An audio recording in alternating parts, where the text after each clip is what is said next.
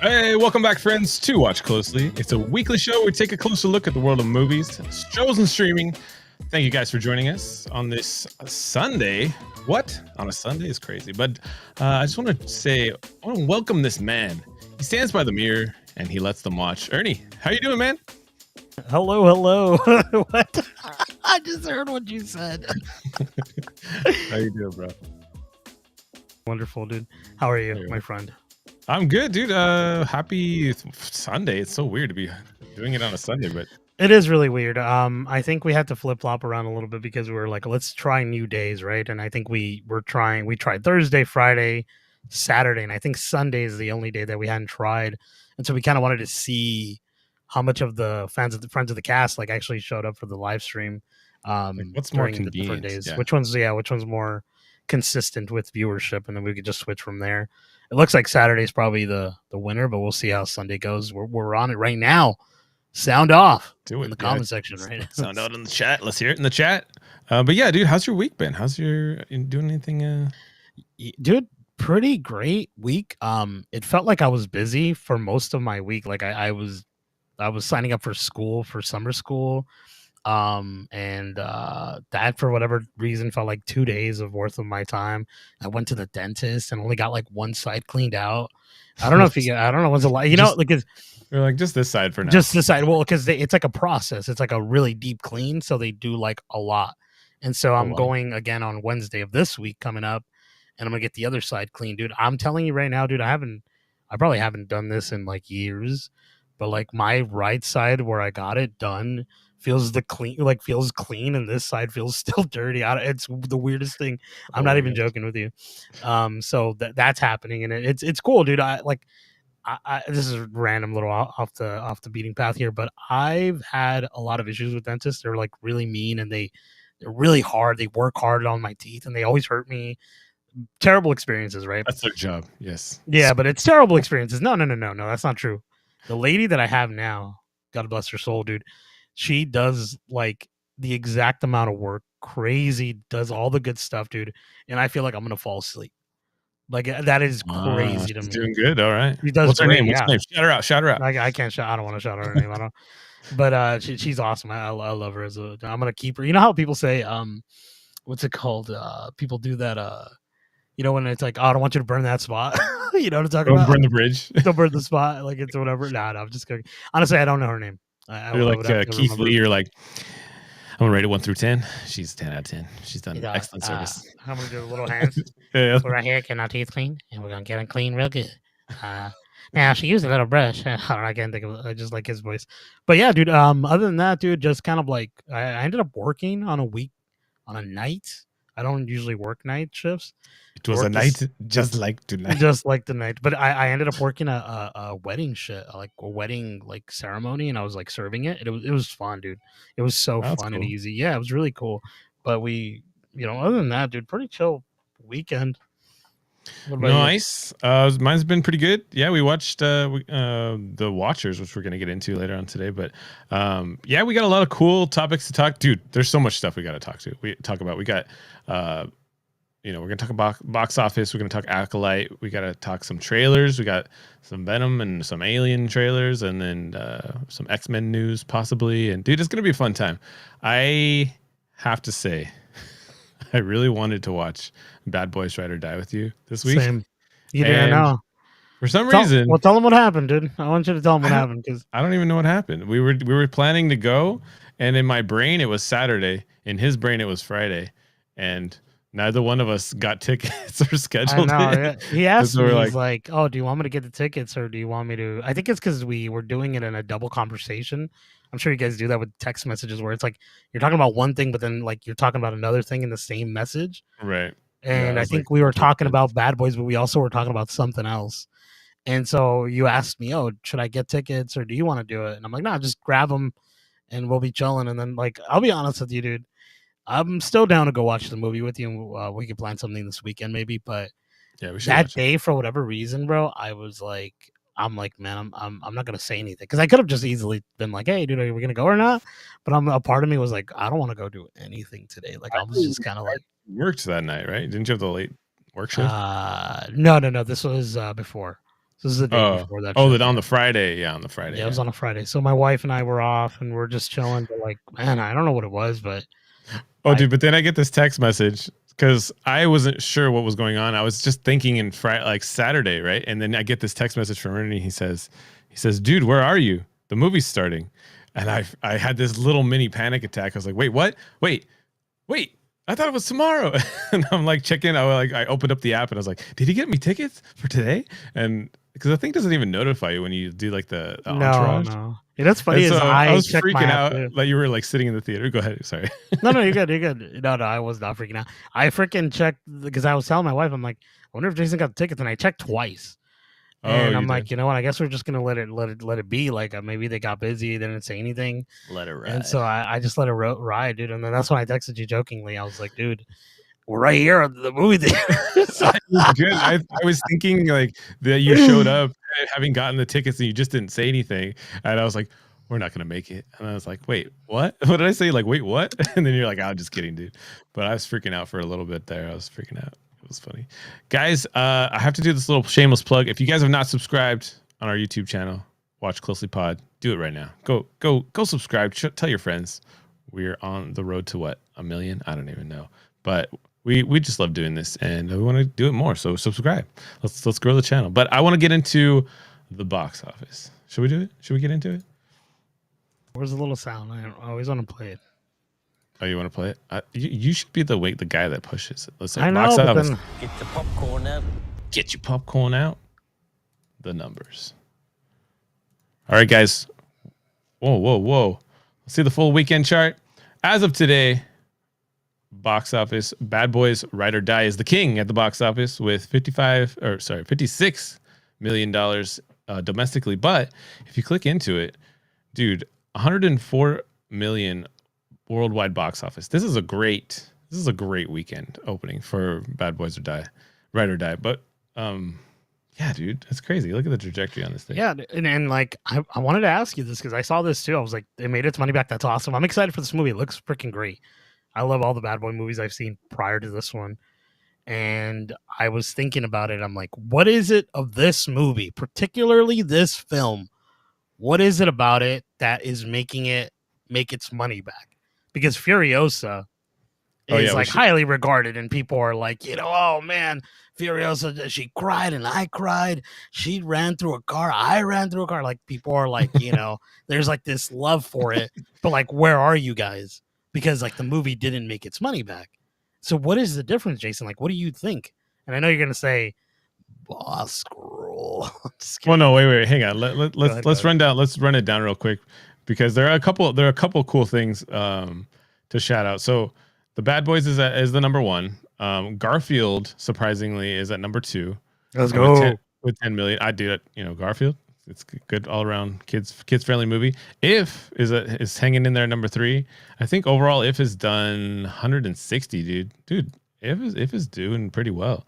And then we got The Watchers, which came out same to this week with Bad Boys, and then Kingdom of the Planet of the Apes.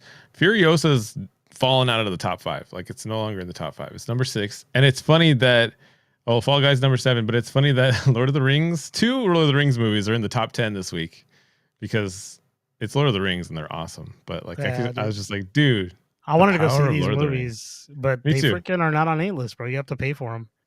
Oh, it's like its own thing. It's like fandom events or whatever that stupid thing. I hate that, dude. That is so dumb. But what's the point of paying for A-list? Can't watch. I know, right? Well, especially with the movies that have already been released, like that seems like a no-brainer. The one thing I wanted to call out though, this is how you do a box. Like this should be like a good blueprint, right, for like movies coming out because they only spent $100,000. Or no, it was the budget was $100,000 plus marketing. So you got to think of like maybe 150, but they're well on their way to making it back. And it's only like the first weekend. I think they already did, bro. They already made their money back. Well, for the production, but not for I'm sure like they spent money on that. Oh yeah. You know what I mean? On the advertising. Yeah. But okay, let's get into it though. Why do you think? Why do you think this one did better? I think it's because it follows that guideline that you love, right? We always talk about this, and I've started to realize this recently a little bit more and more. So even I realized it when you were telling me, but now kind of going back and watching these old films. I was watching, this is random, a little rant here. I was watching the movie Kickboxer, Jean-Claude Van Damme. Really hilarious movie if you guys watch it. Like, he has some sweet lines, sweet things that just happen in the film. And I was thinking about it. I'm like, what is so sweet about this movie? And it's because the good guys struggle against the bad guys and eventually they prevail, right? And I think that's the blueprint that you're talking about, is that, like, we need heroes. Like, we need people to look up to. And it sounds like ridiculous, like, I'm gonna look up to Will Smith being a cop. No, not like that. But we need that, like, sort of that feeling of like everything is against them and when they prevail, you're like, this is awesome. They did it. And obviously the comedy, the action is all great and everything, but that's the essential like thing that a lot of films have been missing, right? Like, we just got the show Acolyte, where we're going to talk about where they're trying to make anti-heroes the cool thing. And it's like, it just, well, we'll talk about when that we get there, but you know what I mean? Like, that's the thing. I think that we need this sort of things. Like, we talked about Top Gun Maverick when that film came out, right? It's like the heroes are prevailing to whatever they're trying to do. A little bit more political in that sense, but like, it's very America driven. Like, we're America, all this stuff, you know. And they do it right. And I keep trying to think of like, why aren't they following that same like sort of recipe for certain films? But I say that, but then like, we get the Fall Guy, that has a very similar like take on that, and it didn't do well. So that's true. So I don't. That's the thing. Like, I don't know if that's what it is, and also like we talked about being choosy and before as well. This is my second thought on it, is that the movie ticket is more expensive, right? We've talked about that. Quentin Tarantino did like this little thing. If you want to pull it up, it's on our notes. It's like a little interview where he talks about like how much a movie ticket has gone up, right? And we've talked about that like episodes ago. We've been mentioning that for a long time, and like, we're trying to figure it out as we're going, right? Like, what's going on? Why are movies not doing as well? And one of the things is like, people are choosing what they go watch. Like, my mother-in-law, average consumer, I always tell you about this, and she went to go watch she went to go watch The Fall Guy, and she loved it. She's like, it was a great movie. She's like, it was a lot of fun. It wasn't what I expected, but I'm glad that we watched it. They actually went there going to see Bad Boys, but Bad Boys was next week. Oh, they went a week early. They're like, so they 2 tickets for Bad Boys. They're like, and it's like, no, we don't have that. But so now I think they're going to plan to go, I think, this week, if I'm not mistaken. I'll probably ask her, but like, they're choosing to go see these films because they know that's Will Smith, that's Martin Lawrence. They're hilarious together. They're great action, a good time. That's what I want to go watch. You know what I mean? So, and they voted with their wallet and they're paying for that. And that's what this is. It's like, I think people are starting to realize, or at least, I mean, hopefully Hollywood does, but they need to realize that like, people are in it for these things. And this doesn't, like, I don't know what it is, but this film, you know how like when they do sequels like Ghostbusters Afterlife or those other movies, it doesn't feel like a cop out. I don't, for whatever reason, I don't know what it is, but this movie doesn't seem like it's just a moneymaker. It feels just natural to get to this point of this film. Right. But again, I haven't watched it. We'll see. Maybe it is like, what do I get there? And I'm like, oh man, this is ass and whatever. You know what I mean? Well, let me, I want to, what is this? Let's hear this clip that you posted. Can you hear it?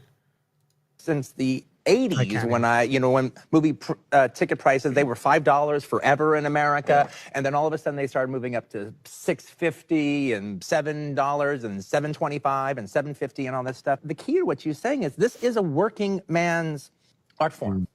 Yeah. It's not opera, it's not theater, it's not going to a big concert. It was the idea was that anybody could go and see a movie. That was one of the reasons why movies flourished in the 30s, and it's not anymore. No. We have priced them out until now it's a deal.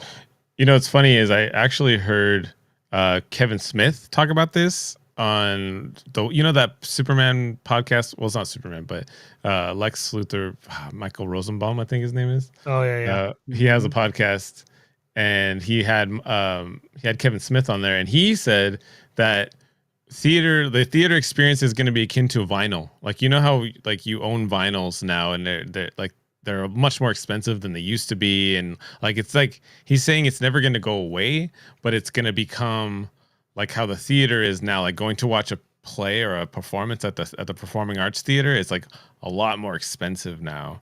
Whereas before that was the movies, right? Like you'd go there and like you just pay like a couple dollars and go see a performance. Now it's like a big thing, like it's an event to go out and watch a theater performance. He's saying that's what's going to happen to theaters, is that you're only going to go for these really premium experiences, and it's only going to be a very rare thing to do. It's not going to be like an every week thing. I mean, it's interesting. Like it's definitely evolving, right? Here's my take for Ride or Die. I think people saw these trailers and they knew exactly what they were going to get, right? There was no surprises. There was no, oh, I get a feeling they're gonna do a left ball curve ball on me, and it's not gonna be what I want. Like you see these trailers and they're telling you exactly, here's the movie, here's the plot, here these characters go.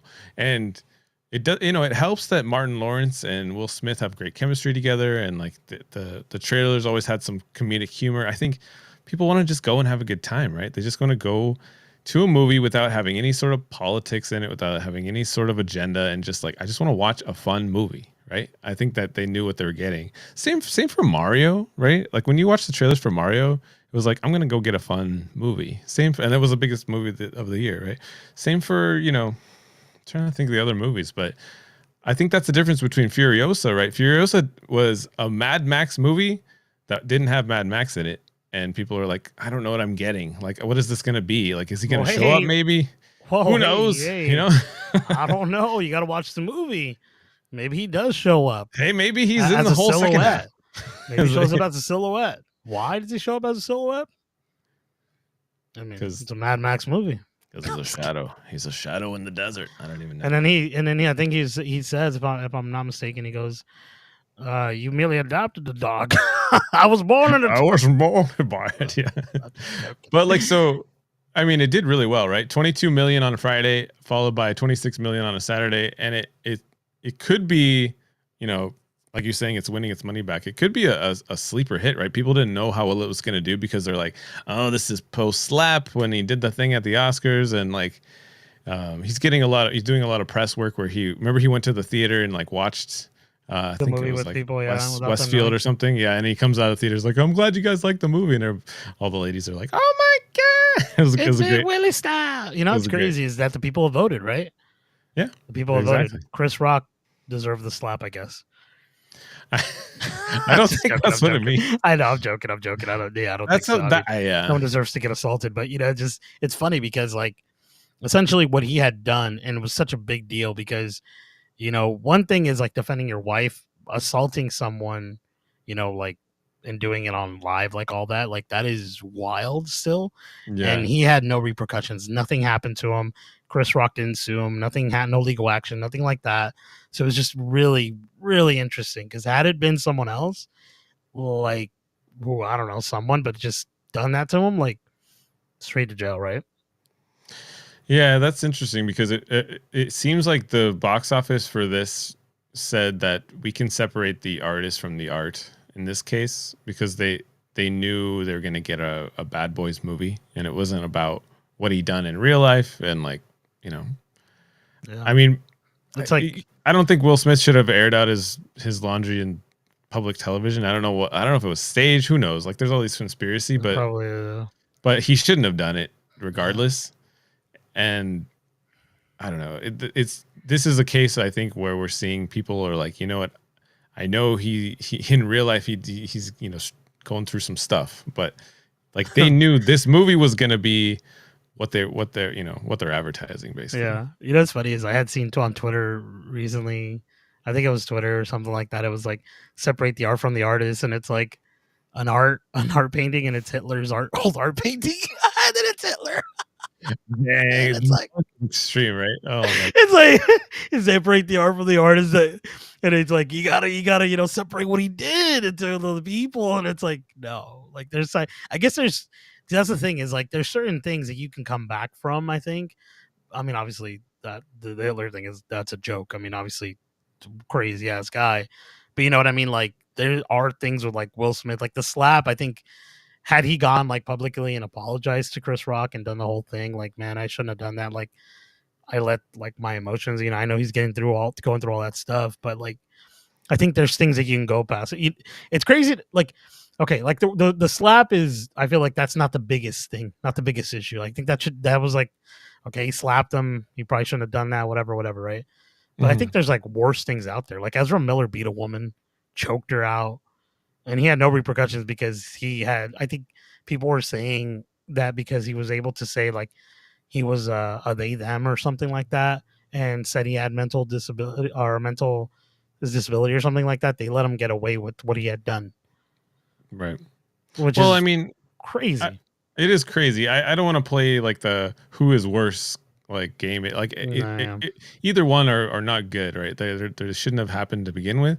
But I think the other piece that we're missing from this is this guy, dude. Like Martin Lawrence, I hear from everything I've heard is like he really shines in this movie, and I mean, good for him. Like I feel like it's a duo, right? It's not just Will Smith, it's Martin Lawrence, and it's the two of them together. And I feel like Martin Lawrence, in a way, is helping Will Smith out by doing this movie because he could have been like, "I'm done with you too." Like I feel like a lot of people could have shunned him, like kind of how Kevin Spacey. Well, I mean, like trying to think of people that got blacklisted in Hollywood.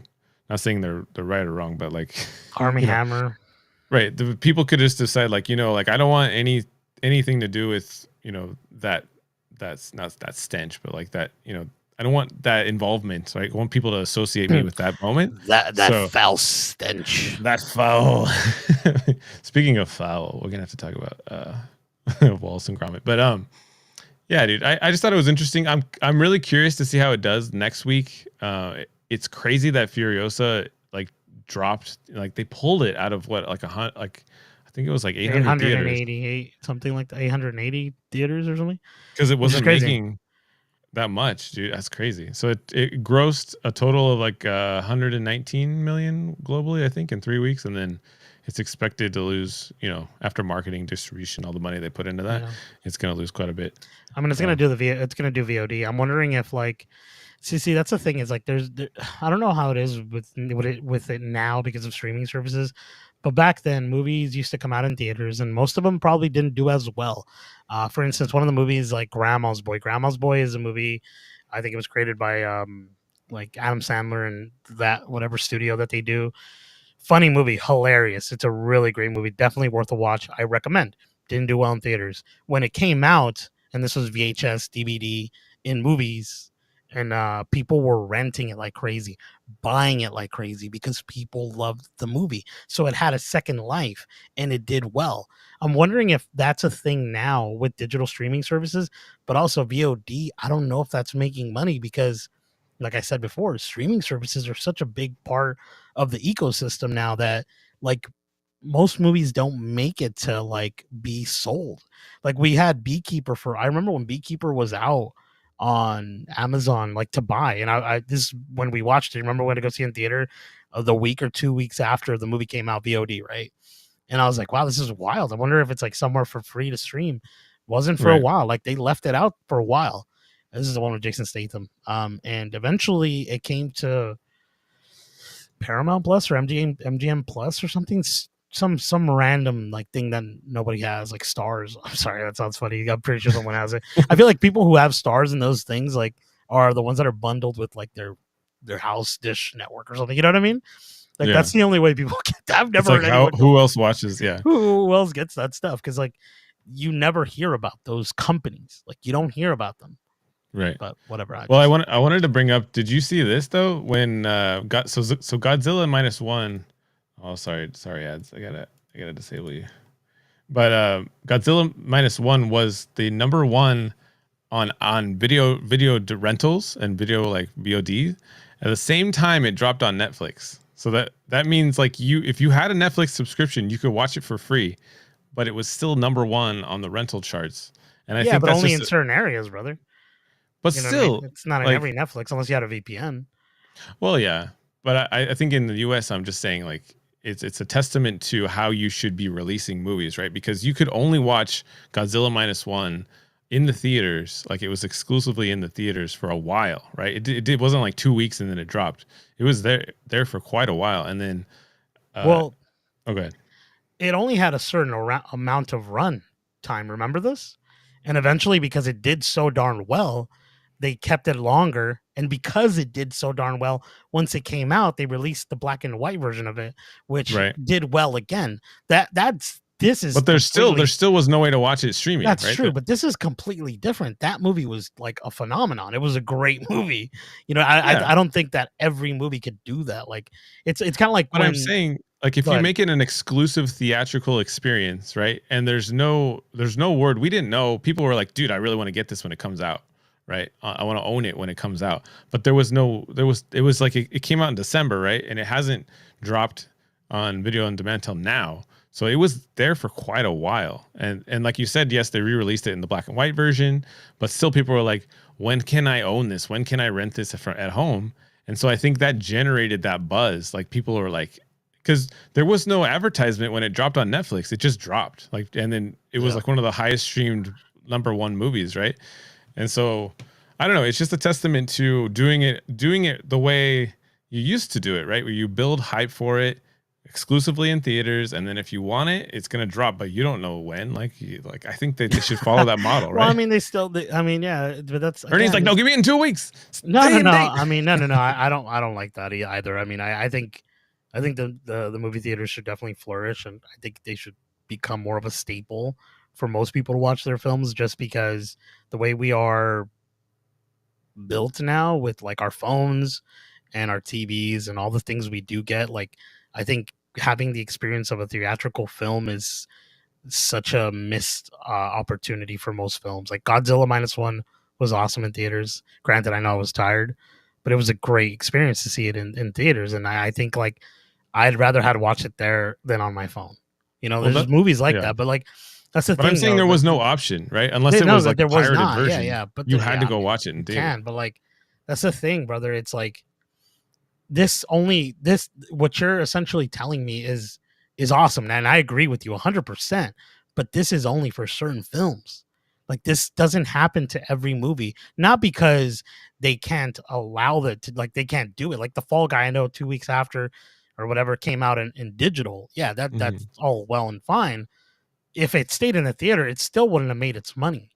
You get what I mean? Godzilla -1 was such a big hit because it was a great movie. Do you get what I'm saying? It's like there's one other random phenomenon when the movie Trolls World Tour, I want to say it was the second one, I think, had come out, and it was during COVID. No theaters open, whatever, just came out straight digital, nothing. Sold the best at that time because there was no other way to watch it, just straight streaming. You recall this?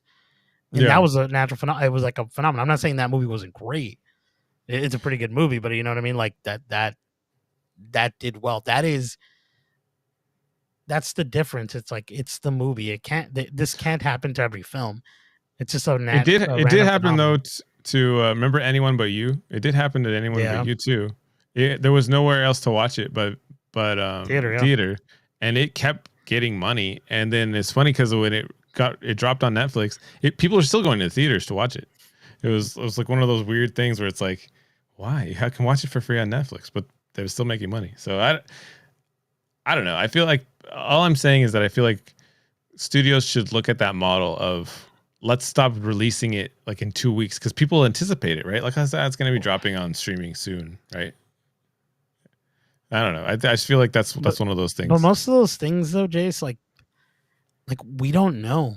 Like you get what I mean? Like we didn't know that, and we're like a movie podcast. Like we look up all this news and it comes out, but like I didn't know the Fall Guy was going to come out 2 weeks after I saw it. I didn't know that. I was thinking it was going to come out in 93 days or whatever, that new standard of release movies. Like I did not expect that. But I think that's people's expectations now is that it will be soon. Like it's not. They might not know it's 2 weeks, but they have a feeling that it'll be soon enough for me to wait, right? Like it seems like a streaming movie.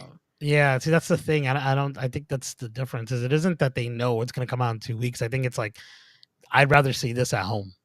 Right. Like I think I can sit there and watch it at home, and it will be in a time frame where it's like that's fine. I can wait a couple weeks. Right. Exactly. But because like my wife, I had told her like before we had A-list, now we got blessed. We used to be D-list.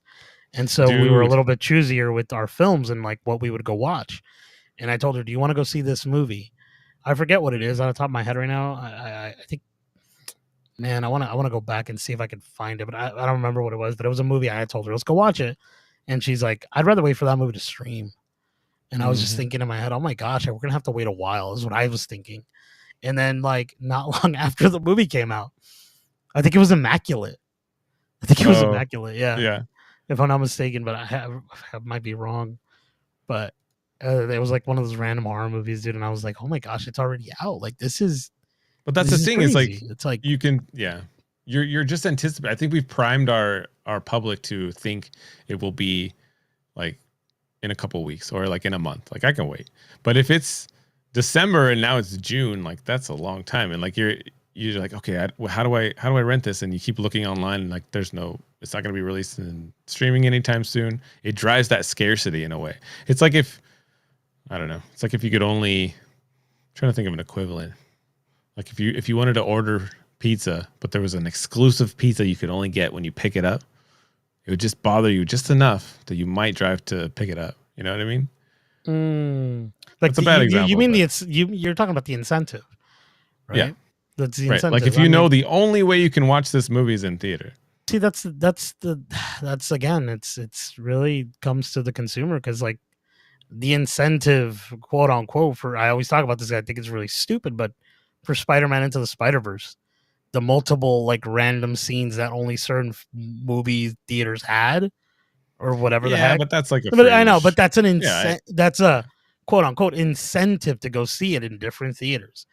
Really, a stupid one, but whatever, it's there, right? Like, I'm sorry, it just bugs the crap out of me. I like, why do I have to get a different experience than everyone? Like, why can't we all watch the same thing? How about if they saw something and they're like, that was better than what you saw, and I'm like, well, why did I miss out? Yeah, but that's feeling like you didn't get a full experience, right? Like you feel like you're missing part of it. Like you saw enough of it, but you're like, I don't want to. Like, why are you making me do this just to get this extra little 5%? But this is like the whole 100%. You can't see any of it unless you go to the theater. I think it's a little bit more incentive. But I see what you're saying. I guess so, but like I'm telling you, brother, like you're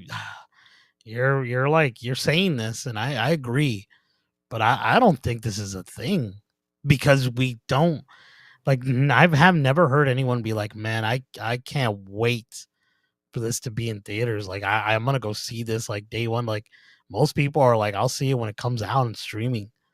Like people wait, dude. What about Deadpool Wolverine? I'll give you this. Wolverine. That's true, but I'll give you this crazy example because this is a video game one. There's this game called Kingdom Hearts. It's Final Fantasy cross Disney, right? Like, so, they're both in the same universe, crazy story or whatever, right? That game has skipped PC for a long time. Eventually came out on Epic Game Store, which is the launcher that houses Fortnite and all that stuff, Unreal Engine. It's been there for a while. Recently, like this year, they announced that it's coming to Steam. Steam is another software that you can download games. It houses a ton of games. And you should see the rejoicement of PC gamers, Jason. It is the craziest thing I've ever seen. It's like it never came out, and this is the first time people are hearing about it. And that does not make sense. It's been out for years on Epic Game Store. So I'm telling you, people will wait. Like those people that waited for the Steam version, which is me, is going to buy it next week when it comes out, when it drops. Well, but the incentive is too high in that case, right? It's like I have to go buy a different... No, it's I have to go buy a console, right? Like it's on console. No. You could buy the console. It's out on the console, yeah. But like I'm saying, like on PC, people want to play it on their PC, and PC people will wait. They do not care. PlayStation had just come out with this thing. It was a stupid interview where they're like, "Oh, we're gonna start dropping like a year after, 2 years out. I don't know, whatever. Like first party games. So like Ghost of Tsushima, Days Gone, Horizon, God of War Ragnarok, all God of War 1, whatever. They're dropping on PC right now, right?" And their thinking is like, Well, because you're buying God of War, Ragnarok, or The Last of Us on PC. When we do drop the next iteration of that game, like God of War 4 or 3 or whatever, in that particular lineage, there's like more games after Ragnarok. Well, there's like way more, but after Ragnarok, they drop another one on PS5. They think that the PC gamer, and this is what they think, that they're going to be like, well, you know what? Now I need the PS5 because I need to buy the newest one, dude. I was like, I was telling Lex, friend of the cast, I'm like, dude, they will wait. They do not care. Like, they will wait. That's what I'm saying is, like, I'm not spending money to go buy a PlayStation just to play this game. Like, I'll wait until it comes out on PC. That was my thinking. But you're saying even if I own a PC and a PlayStation, I will still wait to play it on the PC. That depends on you and how you want the game to run. Like, I was talking in front of the cast, Lex. Final Fantasy 16 came out on the PS5 like a while ago. I'm waiting for it on PC. I'm gonna wait for it because it's gonna run better. I waited for all the bugs will get worked out, right? Yeah, everything's it's gonna be bundled into one DLC. Well, that's more incentive. Yeah, that's true. See, it's like, I guess, I don't know. That's the interesting thing, because video games are so different. You just talked about bugs. Yeah, like they'll get cleaned out and you'll get a better product at the end. But like a movie is essentially the same thing, unless you get Zack Snyder where he drops the director's cut. You know what I mean? Right. So that's the tricky thing. It's like, I've gone on a rant. I apologize. They should do that with Watch Dogs, because aren't they making like a Watch Dog movie based on the game? I think so. Yeah. Imagine they come out with like DLCs or like patch updates. That'll be so wild to me, bro. Because it's all about hacking and it's all about like I don't know. Yeah, I don't know how they're gonna work that into. I mean, the first one was like, oh man, I don't know if you guys recall this, friends of the cast. If you don't, I don't know if you guys are gamers, Jason. I don't know if you were aware of this at this time, but E3 something, I forget, but they showed Watch Dogs, the first game. They showed it, dude, gorgeous, crazy stuff that they were showing on stream, like at the E3 showcase. That was like, oh my gosh, like we're gonna be able to play that. Game comes out, nothing like that. They lied to you, essentially. Oh man, that's the worst. And I was just like, it's almost as bad as when Ana de Armas came out in the trailer for yesterday and didn't come out in the movie. I'm just joking. That was a throwback. I mean, yeah, that's a good one. You like that one? That was a good throwback. I was disappointed. Remember that, but I know I wanted Ana de Armas, dude. I was watching a clip of Ana de Armas the other day for 007. What's it called? The last one? No Time to Die? No. I think so. No Time to Die. Sorry, I was just... It is starting production this summer. Yeah, so I was watching a clip of her fighting, and dude, she is such a badass in that film, bro. She's dope. I can't wait to see her as the John Wick ballerina thing that they're doing with her, but I digress. That's true. Dude, we gotta... Too much, sorry. Go ahead. I don't know how to segue into it. Talking about worse things, I'm just kidding. Talking about waiting for the experience in your home. I don't know. So we got the first 2 episodes that dropped for the Acolyte, and this has been like highly talked about online. I would say for a good ever since it was announced, right? People were just talking about, oh my gosh, this is gonna be the worst thing ever. People are like, just give it a chance. We sat down and watched it. First 2 episodes. I know there's like 8 episodes, I think, and people are already speculating. I thought it was like 7 or 6, but I might it's short, and they're like half-hour episodes. Yeah. Like, it's a really short. I don't know. Should we talk about what exactly this is? This is a Star Wars project. Let me just read the synopsis. Directed by, is it Leslie Headland? Is this who it was? It's not pulling up on IMDb all of a sudden. So it's supposed to be taking place like way in the past, right? Like this is like before Andor. This is before... It's like the new High Republic. Ernie, do you know? Tell me if you have any thoughts on this. Yeah, you're right. It is. Yeah. Sorry, I apologize. I was reading this thing because I typed in Star Wars Acolyte, and there's a Star Wars film, a fan film that came out in 2022 called The Acolyte. Called The Acolyte, and that it looks sweet. It looks funny, bro. Oh my gosh, it looks pretty cool. Okay, Here's the synopsis. It says Star Wars Acolyte is a mystery thriller TV series developed by Leslie Headland for Disney Plus, premieres June 24th. The series is set about 100 years before Star Wars Episode 1, The Phantom Menace, which came out in 1999 during the High Republic era, and follows a Jedi Master as he investigates a series of crimes with the help of a former Padawan. The investigation leads them to discover a sinister force that threatens the Jedi Order and the Republic, and as they travel down a dark path where nothing is as it seems. So it's this. She's the main character. I guess I should pull up the IMDb. But Ernie, what were your thoughts, dude? Like when you first started this, were you excited before you even push play? Were you like excited for it, or were you just like, I don't know? Like, what were your thoughts? I'll be honest with you. I think this is the first time in my 30 years of living. I'm just kidding. Now I think in my Star Wars life, that sounded funny, but that I was dreading watching this.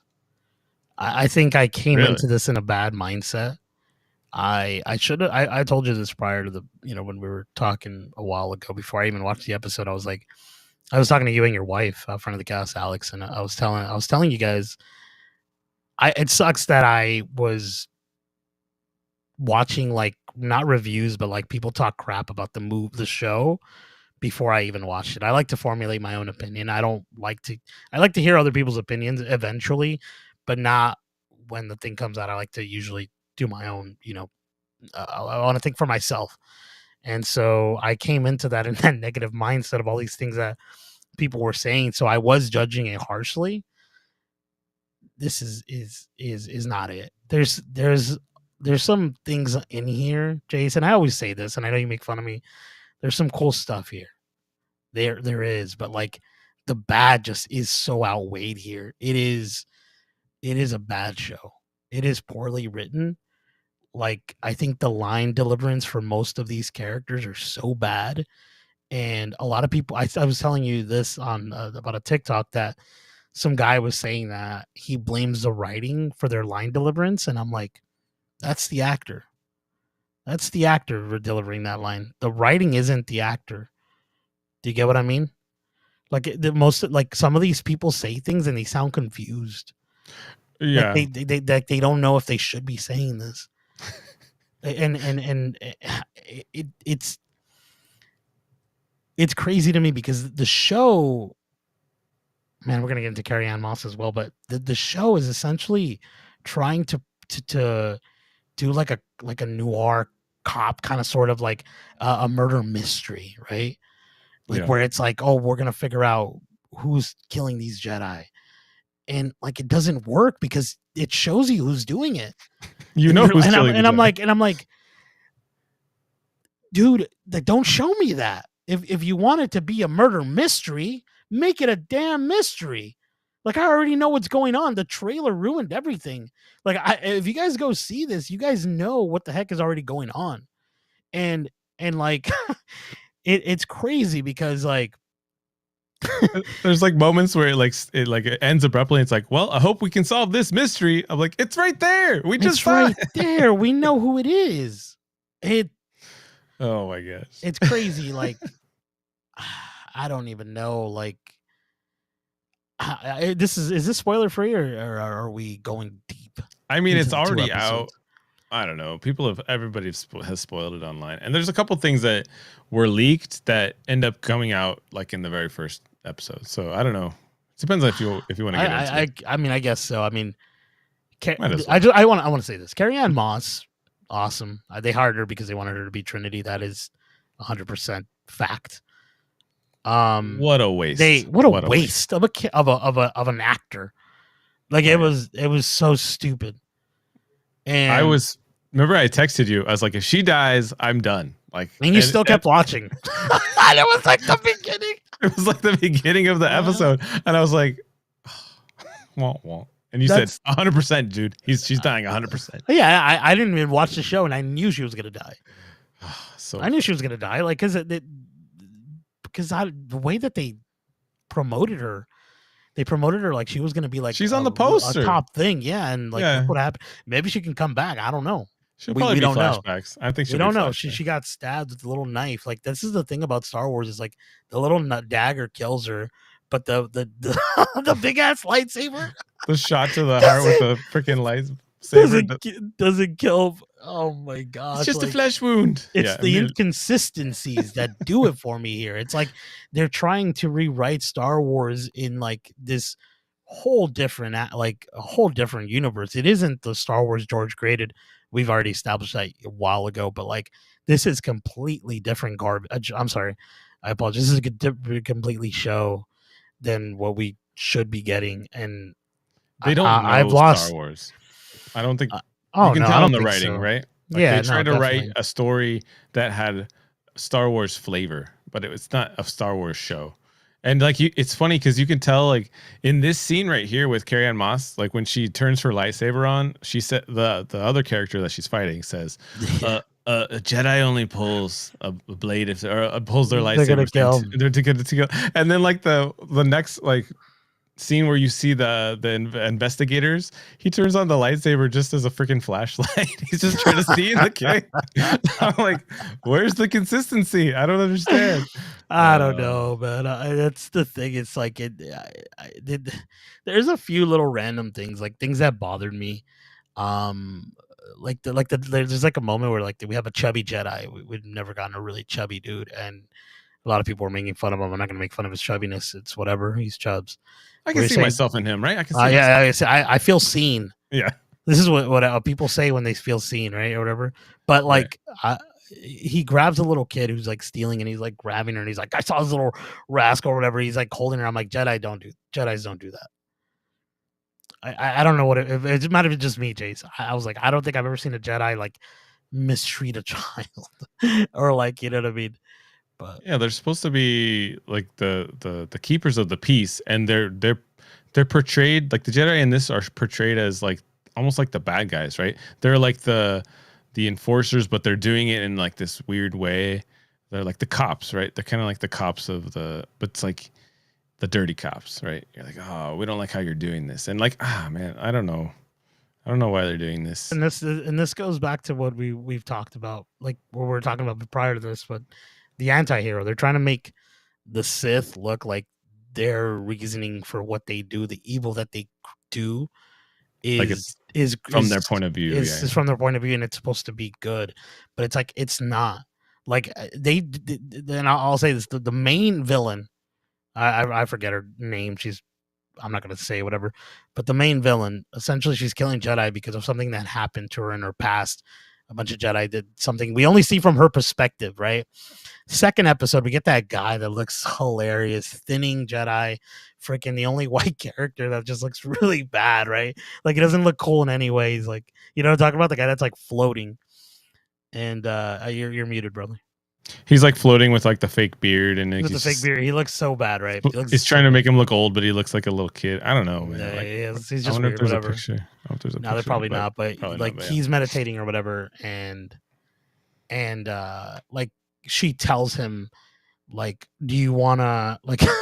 Well, first of all, she tries to go to assassinate him, and there's there's a roof entrance, there's a window, but she goes through a door.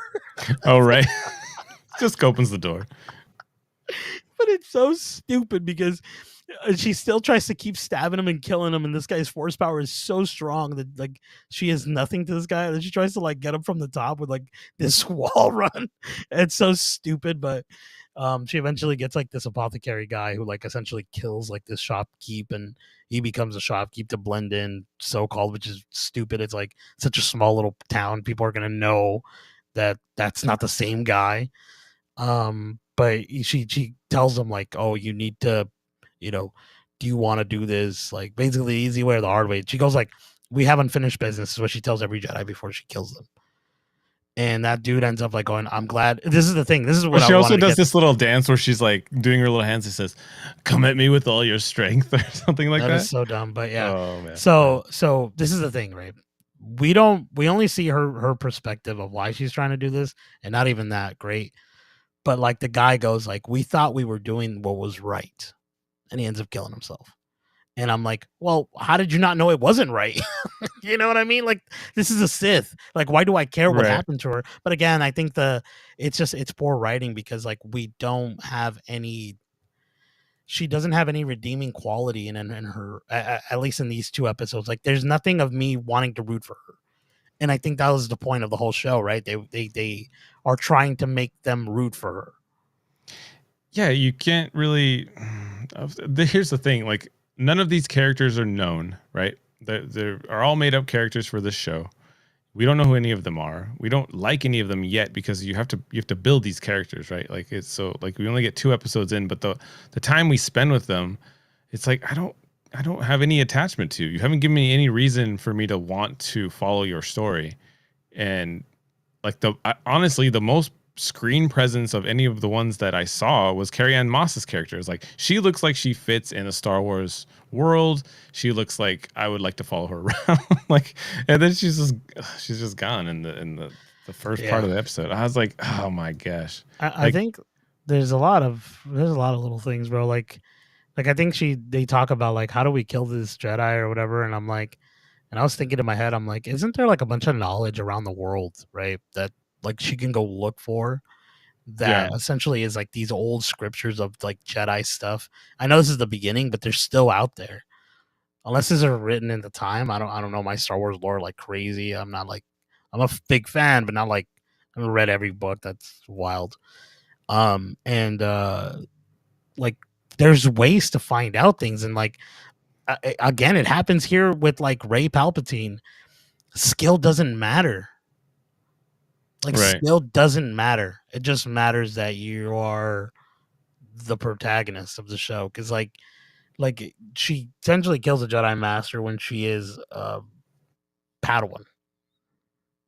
It's just like, oh, dude. The other thing. Okay, so was this episode 2 or was it the first one? So they get captured. The sister gets captured. I mean, we're gonna spoil it, but like they end up instead of taking them away with the Jedi, they put them on a ship with just drones. Like you can't escape. Like something's gonna happen, right? You're with other people anyway. She's talking with the other prisoners, and they're like, "Hey, we're gonna escape. We're gonna break out of the cages. We're gonna take over the ship, and then we're gonna leave in the escape pods." And I'm like, why don't you just take the ship? But they leave in the escape pods. And then when they disable the ship and the ship's going down, dude, she would be dead. She would be absolutely dead. She's going into the planet orbit, and somehow she just puts her seatbelt on, and the thing just like softly lands on the ice. And I was like, this is not following logic, and I don't understand. Like I was mad. I was like, this should be a situation where she needs to prove herself and get her out of the situation, and then be like, oh, cool. She's lazy. thinking on her feet. It's lazy. It's just lazy. It's kind of like at one point, and I know a lot of people have talked about this, and like obviously we have to mention it, but like there's a fire in space. Yeah, the fire in space was a big one. There's no fires. There's no fires in space, guys. That doesn't exist. It would have been sweet if she pulled out a fire extinguisher and just was like, oh my god, busted a Wally and just started like going through the orbit. Like it's just it's pretty ridiculous, dude. Like these like this was, and again, like I know this is getting a lot of hate, and I think it's rightfully earned because it's not a good Star Wars. I think I talked about Ahsoka and how I enjoyed it, and I went back and I thought about this, Chase. The reason I liked Ahsoka was because Christian Haydenson came back. Had he not been there, it would have been a worse show. I think they knew that too. I think they knew Ahsoka was going to be a bad show, and then they're like, maybe we can get Hayden Christensen, and that'll save the show.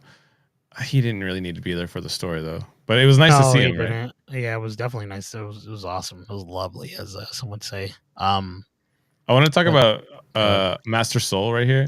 This guy in the yellow. Lee Jung Jae is from what's the show that Squid Game. Squid Game, right? And this is his first like English speaking role.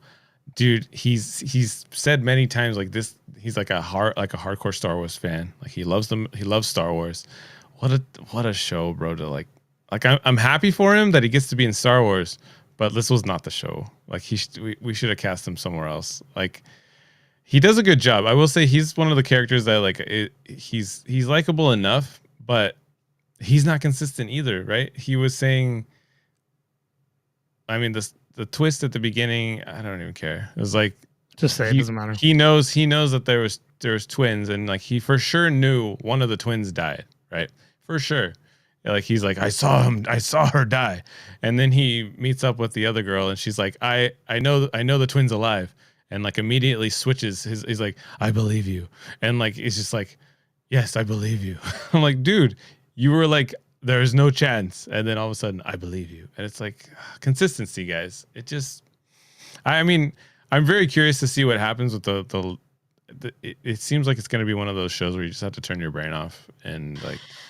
Yeah, I think I turned off my brain. I mean, this isn't new, right? The Star Wars twins. I mean, freaking Luke and Leia, the ones from the Old Republic video game. I don't know if there's more. Off the top of my head, I can't think, but they're just essentially copying that sort of like, again, that like sort of that little bit of Star Wars, so people can feel comfortable. And I feel like at this point, and I don't know, maybe people are enjoying this. I don't know.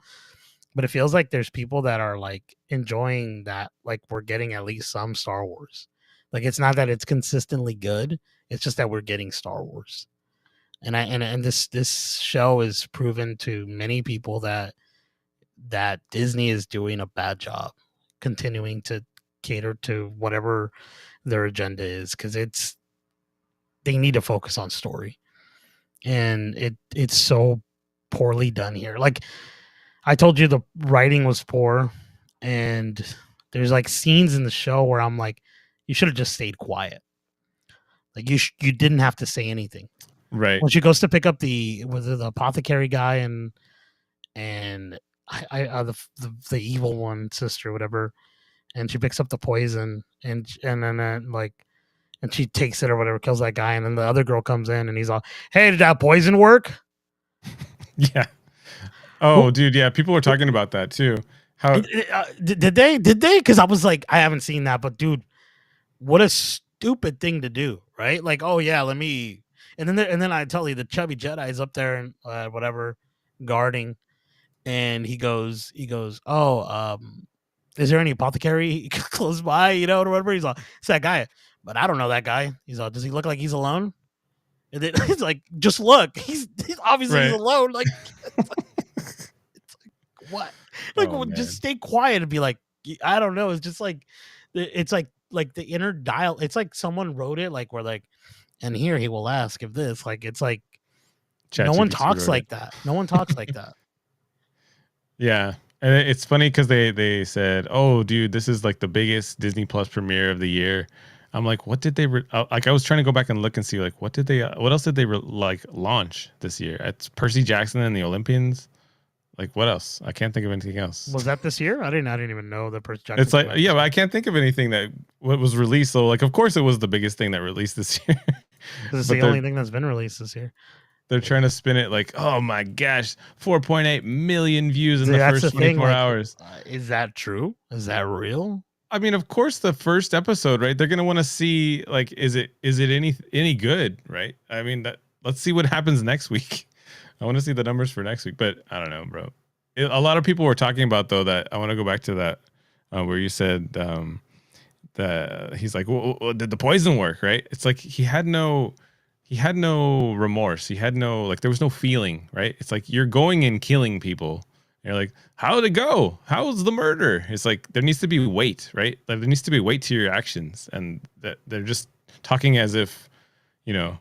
How was dropping off the letters at the post office? You know, it's like, yeah, but it's like also like unless he's the evil Sith Lord, right? Unless I know he's like a Sith Lord too. But that's oh man, and I was thinking about this too. It's like I always do this, and I've talked to a friend of the cast, and I don't know if Lex and you possibly about this, but at some point in my mind, I've made up stories for Star Wars where I've been like, I've created my own darn lore in my own head that doesn't make sense because it's not on screen and or in a book or anything. And I'm like, maybe this is why they did that, or maybe this is why this is happening. But it's that's I can't do this here. Yeah, like I can't create anything to like give them the like I don't want to give them the benefit of the doubt. Like I think I'm done, dude. I'm done. You know that dude. He's like, he's crying. I'm done. Count, like, count me out, or whatever he says. But yeah, but like it just. So let me tell you though, the biggest thing, like you can find some cool things. Like it's fun to see like lightsaber battles. I didn't like the writing. I didn't like, I wasn't attached to any of the characters. I really liked the opening scene with Carrie-Anne Moss. The thing that bothers me the most about this show, it's so slow. I told you I was watching this show at 2 times the speed and I was still bored. Like I was like, I'm gonna watch this. At first I started at like 150 and I was like, keep going. And I was like 175. It's so slow. It drags. Like there are moments that it sits there and it's like there's no reason to be sitting here this long. And I was hoping, like, even if they had taken this whole show and sped it up into like 15 minutes per episode, like just to get there, it's still boring. It's still nothing's happening. Whoa! Are you telling me that you sped up, or did you slow down the scene where he's shirtless? Oh, dude! And he's steaming his clothes where Yard frame by frame. Yeah, and he's steaming his clothes. I know a lot of people were like, that was for the girls, right? That was for the girls. That was for the girls. Maybe the dudes. Maybe it's for the dudes because you never know. He's got a little abs, but it was cool. Whatever. They were interviewing Leslie Headland. You see that interview with Leslie Headland? What did she say? And the guy's like, "So this is the gayest Star Wars we've ever had," and she's like, "I'm kind of into it," and like she was like. Like and then that one. Yeah. They're really focused. And then that one girl, the main character, she's going like this. Oh, she's like this, doing the little sad dance. I hope that, like, now again, I don't know how well this is gonna do. I never wish ill will on any of these shows. Like, you want them to do good and you want them to make money because I want to watch this stuff. I love Star Wars, but like, this isn't great. But like, I can imagine if, like, let's say the Disney stock plummets, they stop making money and whatever because of all this crap that they've been releasing. And I hope that they play that girl going with a little dance, dude. It just like that's the gif of them losing. That would be the gif. Did you see? I sent you a TikTok. This is like unrelated, but there's a Star Wars thing that's going around the internet where when Anakin's fighting Obi-Wan in the lava and he has to jump. Like he's like, no, I have the high ground or something. Like there's a scene where Anakin jumps and there's like 2 frames where you can see a guy, and I'm sure it was like a stunt guy, but somebody found it and like made it into like this whole thing. But you can actually go and like pause it and like go frame by frame, and there's a face right behind him in the lava. And people are like, "Who's this guy?" And there's all these speculations. Oh, that's awesome! Like, I love that. It's kind of like the ending of. I was watching this thing. I never seen the show Lost. I've always wanted to, but I'm not gonna do it. And I ended up watching like. It's a great show. Lost. Yeah, I heard it's a great show. But the ending ends with some certain way, and then I heard that when that ended, it caused this speculation. Because people were like, we should have gotten this because this is happening. This is what happened. Like, it's like a whole Star Wars thing. Like, I mean, Star Wars thing. It's a whole like fanfic kind of thing going on. And it was pretty neat. Kind of reminded me of that thing. Like, who's that dude? Oh, yeah. Oh, dude. Lost had so many cool like little foreshadowings and like little symbolism all throughout. It was pretty cool. Dude, that's we'll get into the Watchers, but there's a show that the same writers are doing that's very close to what the Watchers are, and we should get into it, but it has a lot of symbolism too. I don't know why it just reminded me, but we should move on. Yeah, do you have any other thoughts about the Acolyte before we transition? Are you gonna keep watching it? I mean, if you guys want to hear our thoughts, sound off, let us know. I probably will, just so we can talk about the content of it, because it is Star Wars, and could it possibly get any worse, or could it get any better? Like, I think that's the thing that I'm trying to figure out to see like what the ending is going to be of this particular show. Like, so far it's been kind of a dud, and I'm surprised they didn't drop every episode for people to binge. I think they knew. I think they definitely knew. Like, But then that's the thing. Echo dropped all, and that show was like terrible. It was not good, and so that was dropped all at once. It's like they knew for that too. So I don't know. That's true. I feel like Star Wars that. I don't know. I'm really curious about the next episode. People are talking about how that's going to be the breaking episode, but whether or not fans stick around or not. I don't know if you heard like spoilers about that one, but I did not. But I've heard people already finished it. Like there's people that have watched the whole thing. Oh really? I think they've only seen half. I think. I heard of someone was saying. I don't know, maybe they're lying, but I didn't see what they said about it. I just saw. But whatever. Right. I mean, yeah, I'm done. I'm done. I'm done. I'm tapping now. Okay, let's get into the trailer talk this week. I don't have a cool sound effect for the trailers or anything. We'll just popcorn now. Is there a trailer?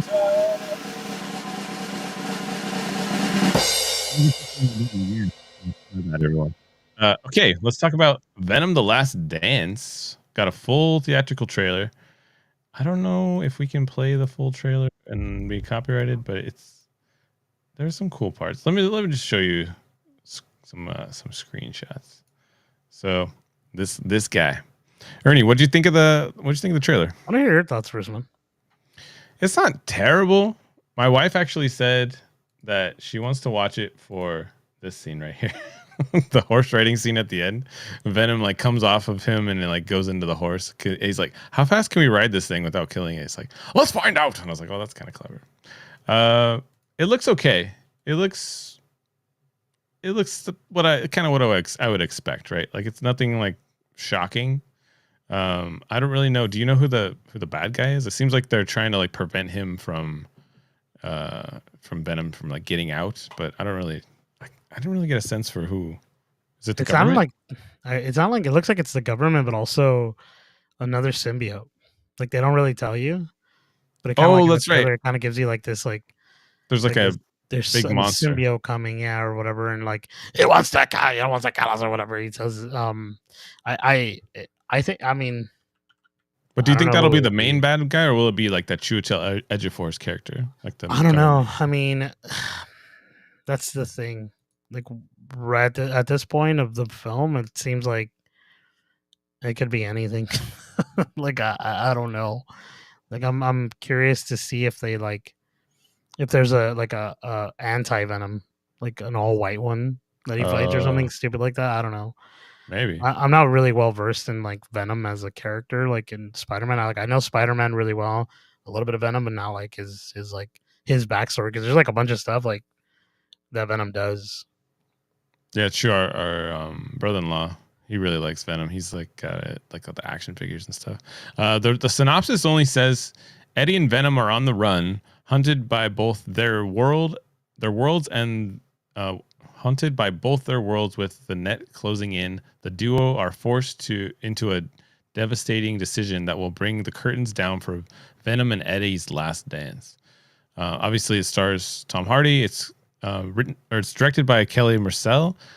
I don't know Kelly Marcel, what she's done. Oh, she did Saving Mr. Banks. She's done writing. Oh, she did the writing for 50 Shades of Grey. Okay. I like that. Let's hope Venom gets a little sexy. It is going to get rated R, so we'll see. Oh, she was a writer on both the last two movies too. I didn't know that. So she's directing this one. Obviously starring Tom Hardy, and we also get Juno Temple from you'd know her from Ted Lasso, right? She was like the one that your favorite, that guy that always talks like this. She was dating her for a while. No, I'm not sure what you're talking about. Remember Ted Lasso? Kelly, I think she was Keely. She played Keely. Oh, yeah. You're talking about freaking Roy Kent? With Roy Kent, yeah. Yeah, Roy Kent. They were dating for a while. But now she's going to be with Chiwetel Ejiofor. I think she's going to be part of the government. But yeah, I mean, it was kind of like what I expected. I can't really. The horse scene kind of wowed me. I like the song, man. Yeah, they did another one of those things that friend of the cast Lex is always like. They're always taking the songs and changing them to like a slower beat.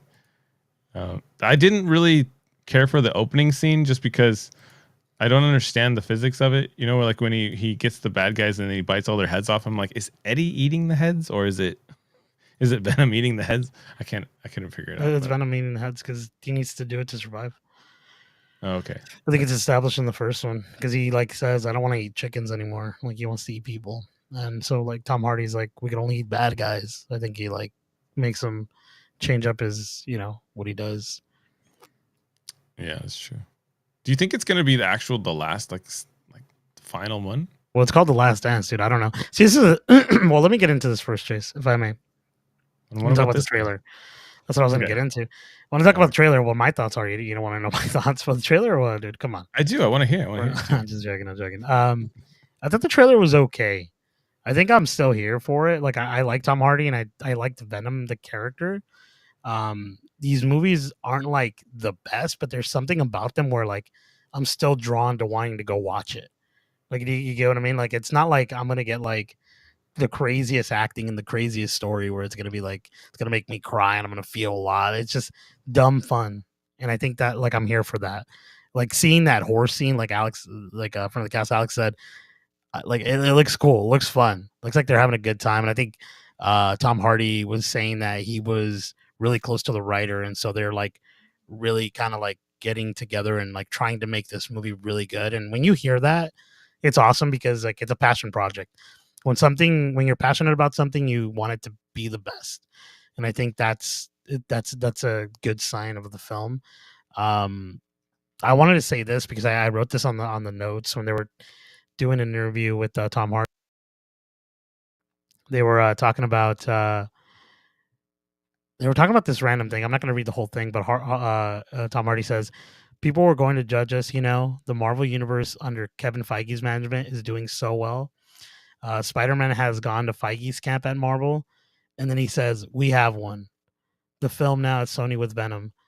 So essentially, like that's just a little bit, a piece of him talking about it, but he's essentially saying that there's going to be a Spider-Man, and he probably will come out in this film. The speculation from the internet, me and my friends on the internet, a lot of people are thinking it's going to be Andrew Garfield.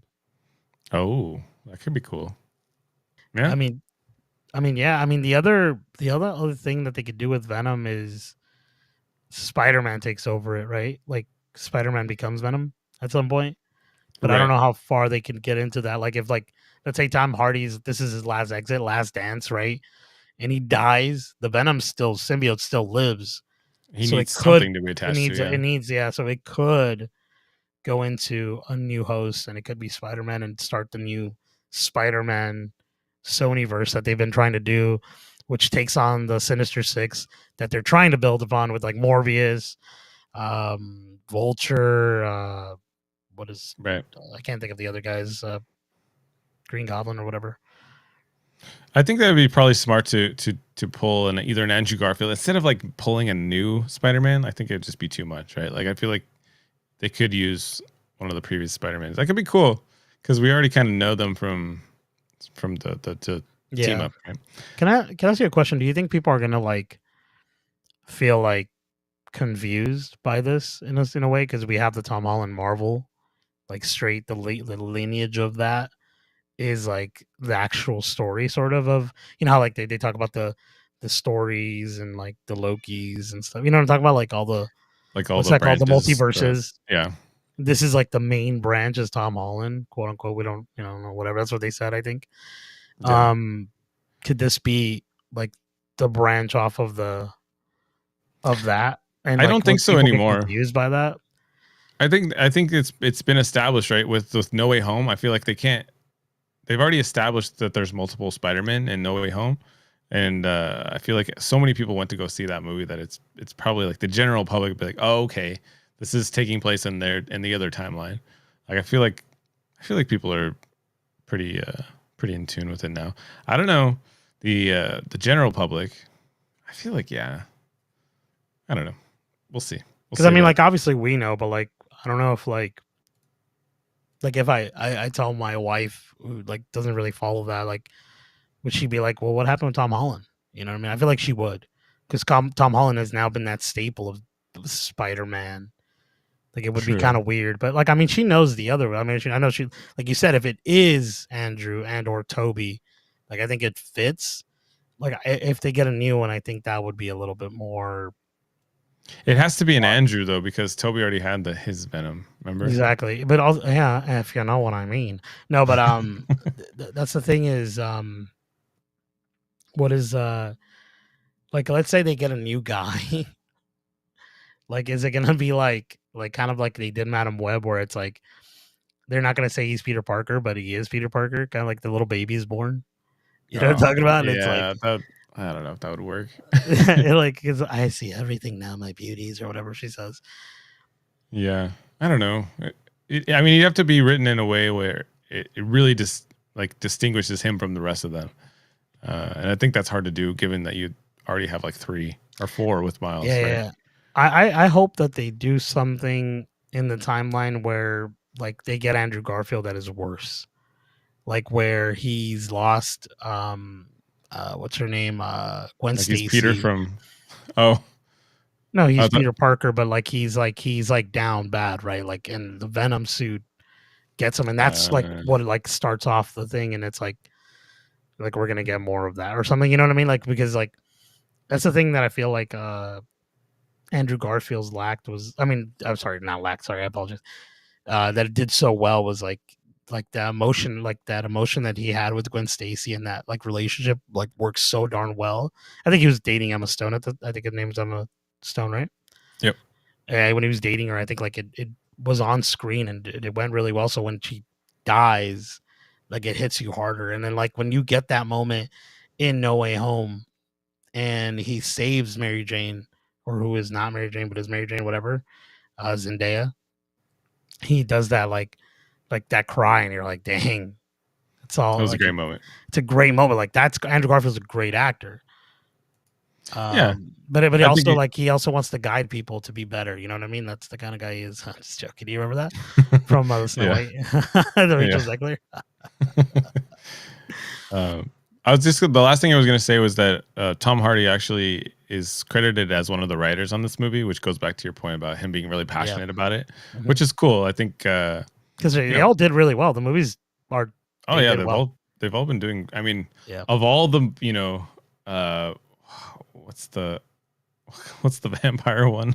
I can't even think about Morbius. it. Yeah, like apart from like the Morbius and like all the other ones, like this is the one that's done the best. So, yeah, I mean more power to him. All right, let's switch gears because we gotta go a little faster because we got a lot of stuff to cover. What did you think about the Alien Romulus trailer? It looks cool. I mean, I'm gonna definitely check it out. I don't want to see anymore. You're like, I'm done? No, yeah. Like I don't really care to see. And like, do you like need to see more? Was this like something you needed to like sell you on it? Because I was already sold. Like Alien is a cool franchise, and like I know I'm gonna get a little jump scares here and there, but like I didn't feel like I need another trailer. You know what I need another trailer for is Quiet Place. Because they keep playing the same trailer, playing the same dang trailer, and I was like, dude, I don't even want to see this movie anymore. But for me, I felt like this. Where is it? I was trying to find a good picture, and I can't really. But like the trailer to me was very like nostalgia. Like here we are.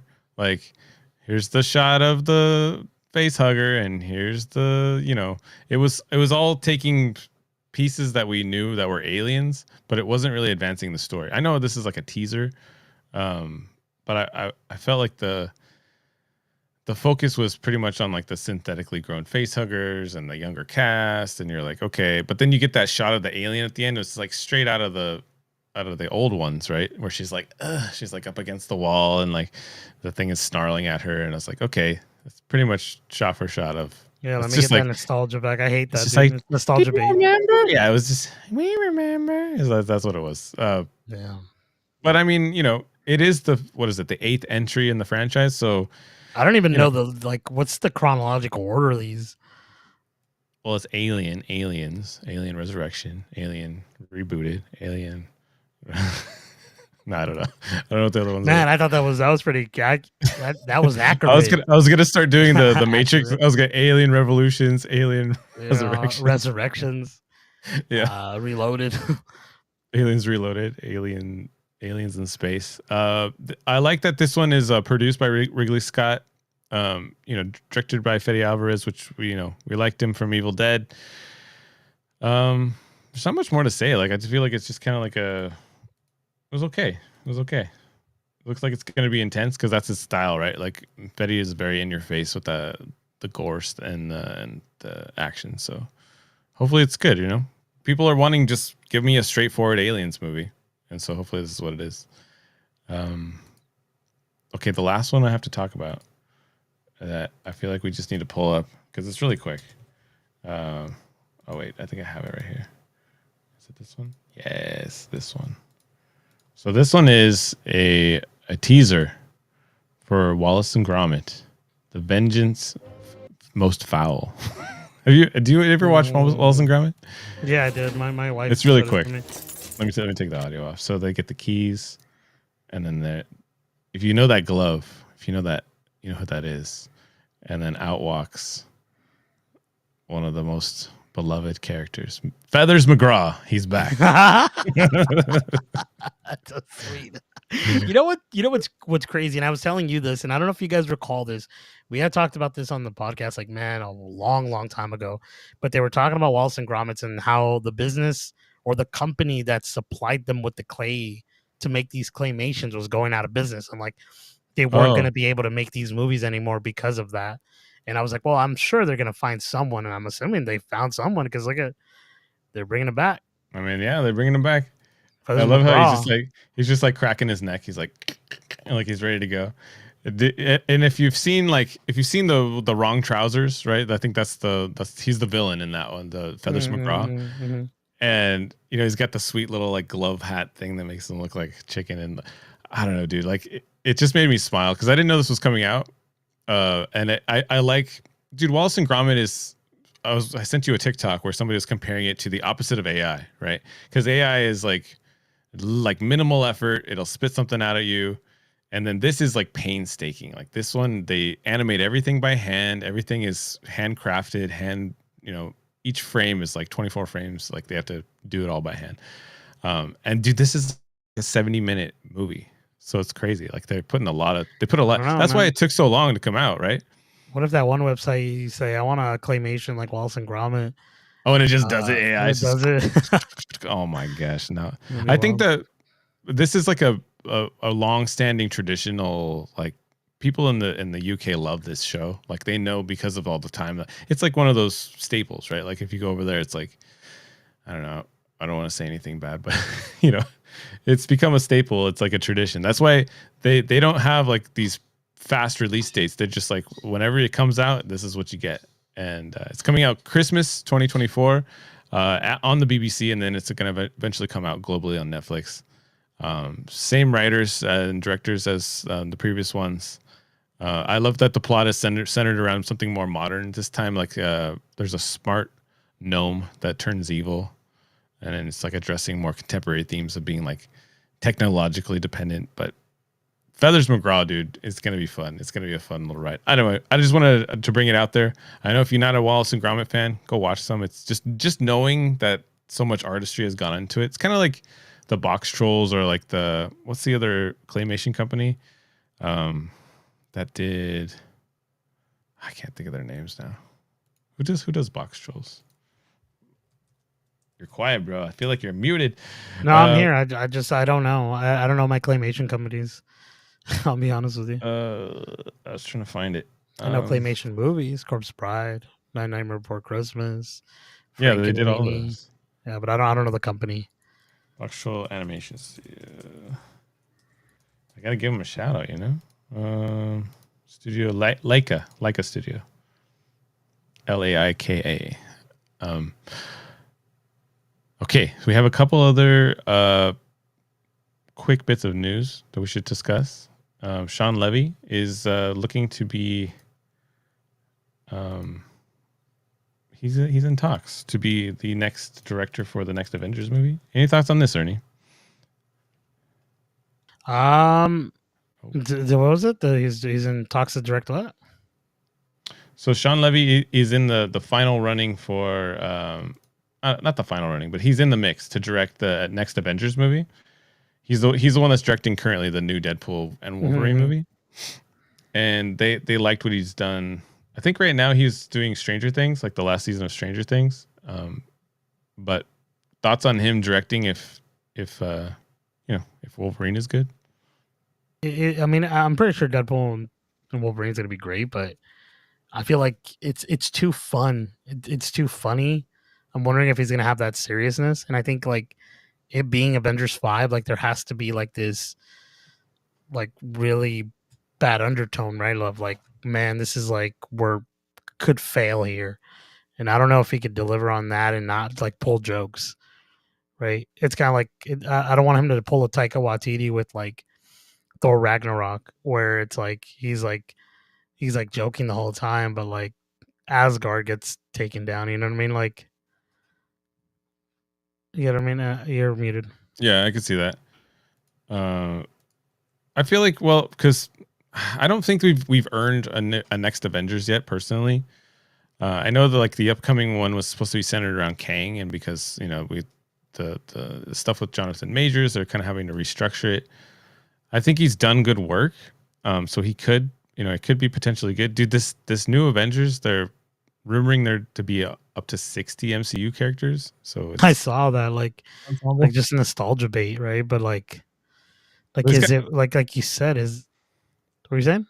I was gonna say, so he's got to juggle all of that, which maybe we get some of that in Deadpool. So maybe I don't know. We'll see. I like what he did on that one. But go ahead. Yeah, but like I'm like you said, has it been earned? Like having that like that like this movie, like I don't even know what the Avengers 5 is gonna be about. Like, how did it end? That I'm like, man, I can't wait to see what they do in Avengers 5.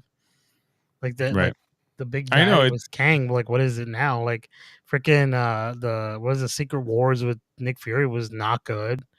Right. Loki ended pretty cool, but like again, we have none of the OG Avengers anymore. Like, what is? Yeah, it's like I don't know what they would do. Like, I think I know he could do a great job, and maybe, but like I said, I don't know if he could do like that.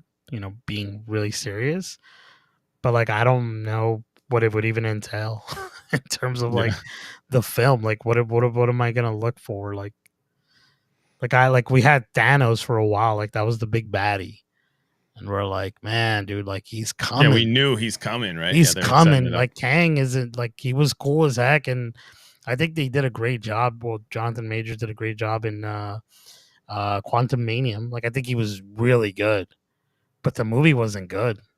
Yeah, but he was really good in that movie. True. Yeah, dude, it's just a shame. But obviously, you see what happened. He I think whatever he was accused of, beating or whatever. Right. Sean Levy's done lots of things we're familiar with. He did The Night at the Museum. He did The Free Guy. And now, he's working on the final season of Stranger Things. I think they wanted to do Avengers 5 with him originally. And because he's committed to other projects, like right now, it's still not final, right? The decision's not yet been finalized. And I feel like honestly they should just hold off on Avengers. I feel like until we have a very solid roster.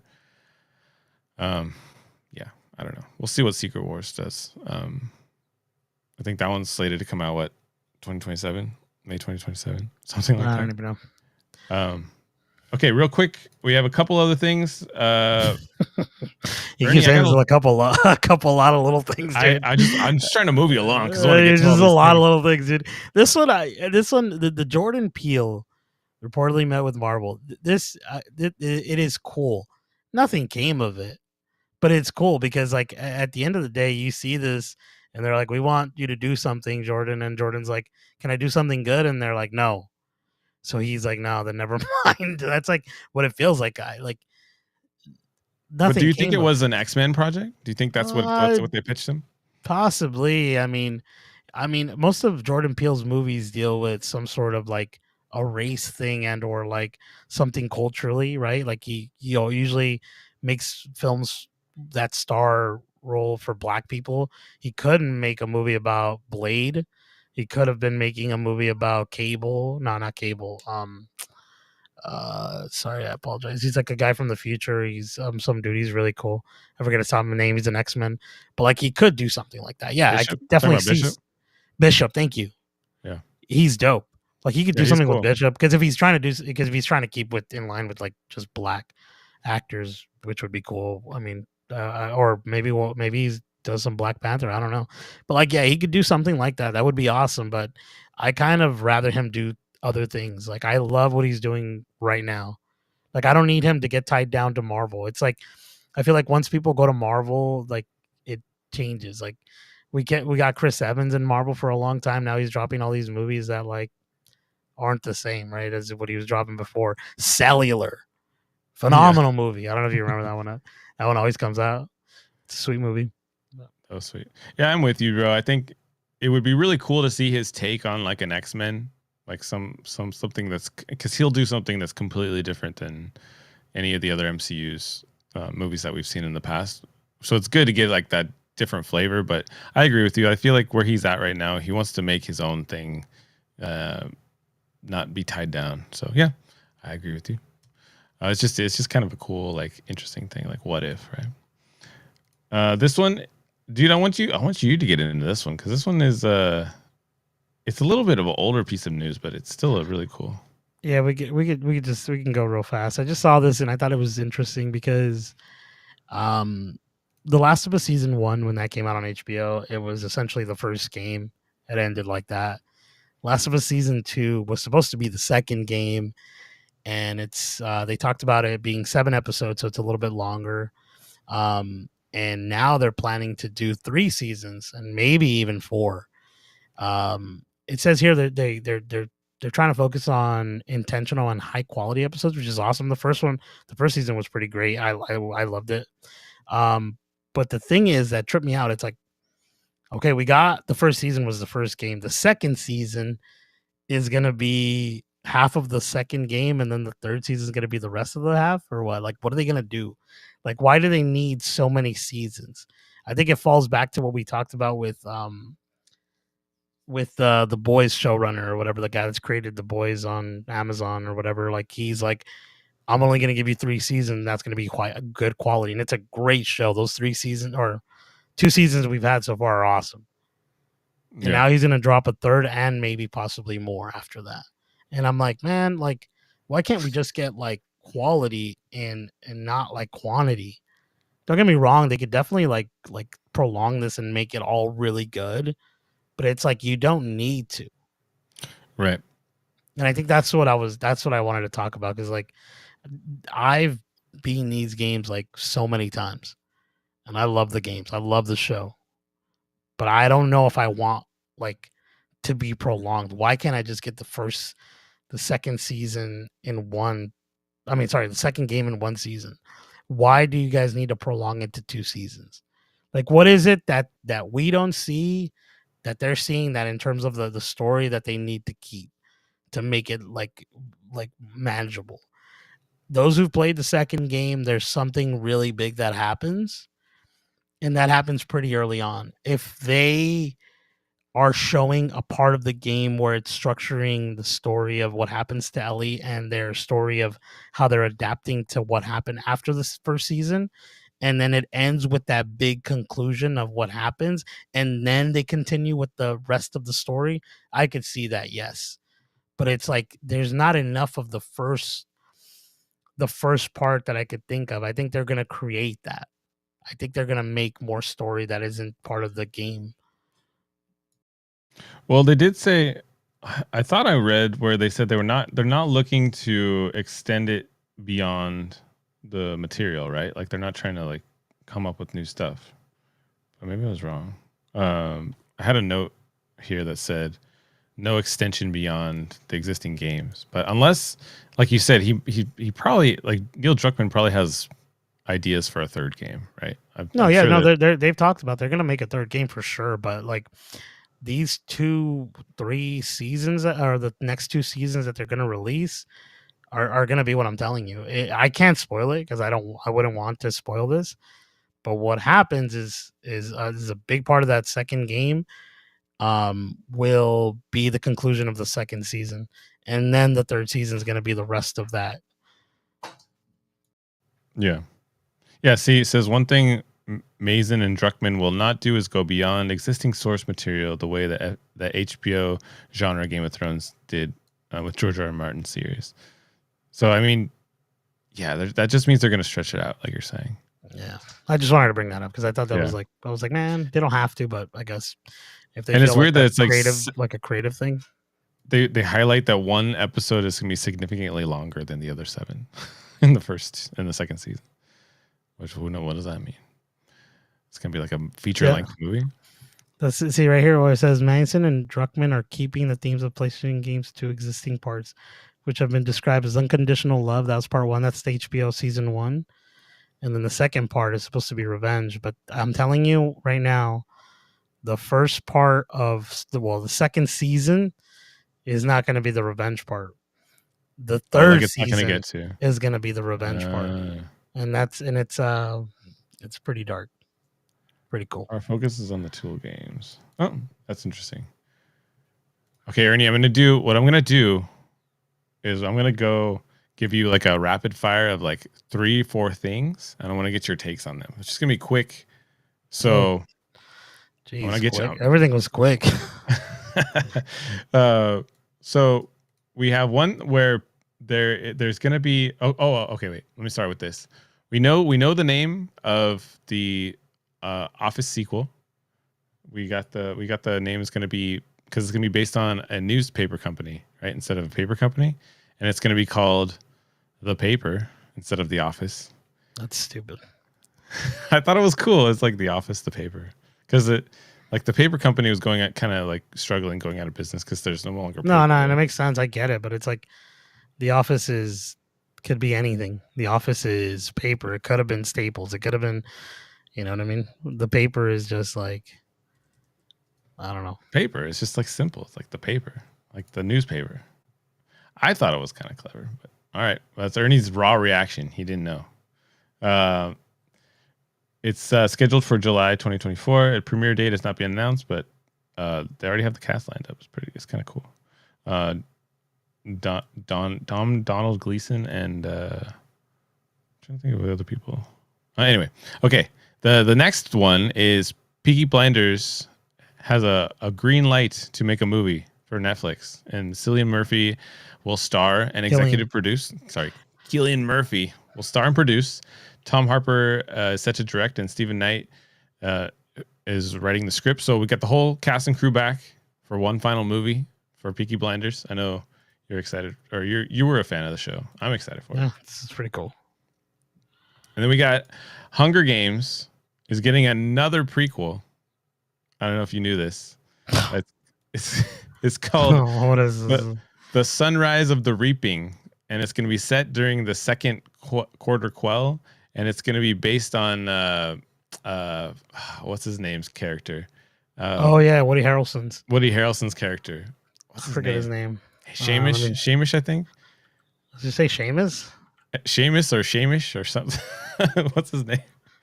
But it's going to be focused on his Hunger Games because he was a winner of the Hunger Games too, right? That's right. His name on that is. If it's Shamish, I hope it. Hamish. Hamish Abernathy. I can't say that correctly, but it's Hamish Abernathy. Oh, there you go. I was right. Hamish. I was right. The novel is set to release March 2025, and then the movie adaptation is confirmed for the next year, 2026. Thoughts? They move fast. Thoughts is like they just keep bringing things out. I mean, if people like it and they're making really good money, like might as well keep going. But it's just like they're gonna things out the woodworks. Like I want to see a story about the Baker Boy. You know what I mean? Yeah. Well, see, that's the thing is like we're just talking about it, right? Like they're trying to milk it. Like just how they're doing like the Last of Us, right? But like, would you rather have a focus on Hamish Abernathy, or would you rather have had a sequel to Songbirds and Snakes? I'd rather had a story based on Lenny Kravitz and who he dresses up. You know what I mean? It could come. That would have been sweet. And he would be, I want to get away. I want to fly away. I don't know if you've ever seen the video of that guy. This is random. I don't know if you've ever seen this video of Lenny Kravitz. This is random, but that guy like was like in full like leather, and he's like working out at the gym. Glasses. Oh my gosh, this guy. I don't think he's in full leather. I think he has leather pants and like one of those like tight shirts that are like see through. But I forget. But it's pure That's hilarious crazy stuff to see. Lenny Kravitz. Okay, the last two. Well, I'm sorry. Go ahead. Real quick. So the Academy Awards are exploring adding a stunt category to the Oscars, and this is because cool. of I like that. because of the Fall Guy. Yeah, dude. You keep saying everything is quick, but everything is the like. There's one more every time. Well, it's like supposed to be rapid fire. You still she's not rapid enough, dude. Just kidding. Go. The last one is Netflix has greenlit a Plankton movie from the SpongeBob SquarePants universe, set to release 2025. Do we need a SpongeBob anti-hero? There you go. Why he does what he does? Why does he want the Krabby Patty formula? Ravioli, give me the formioli. I love Plankton, dude. He's hilarious. He's like the villain that's not really that threatening. The right? Unsung hero. He's the one. They should do a Squidward. Squidward would be funny. Okay, that's all the rapid fire. Our last topic of the day. We got 10 minutes. I mean, we could, but we both went to go see The Watchers, and I wanted to get kind of like get into it, man. What did you think of the movie? It was okay. It was okay. So The Watchers. I guess we should preface it's the first movie from M. Night Shyamalan's daughter. What's her name? Ishana Night Shyamalan instead of M. Night Shyamalan. She worked extensively with her father on The Servant, and she's got some, I think she's one of 3 daughters and a brother, I believe. He's got like 5 kids, M. Night does. The plot overview is it's basically Dakota Fanning's character Mia, and she's an artist who gets stranded in a vast forest.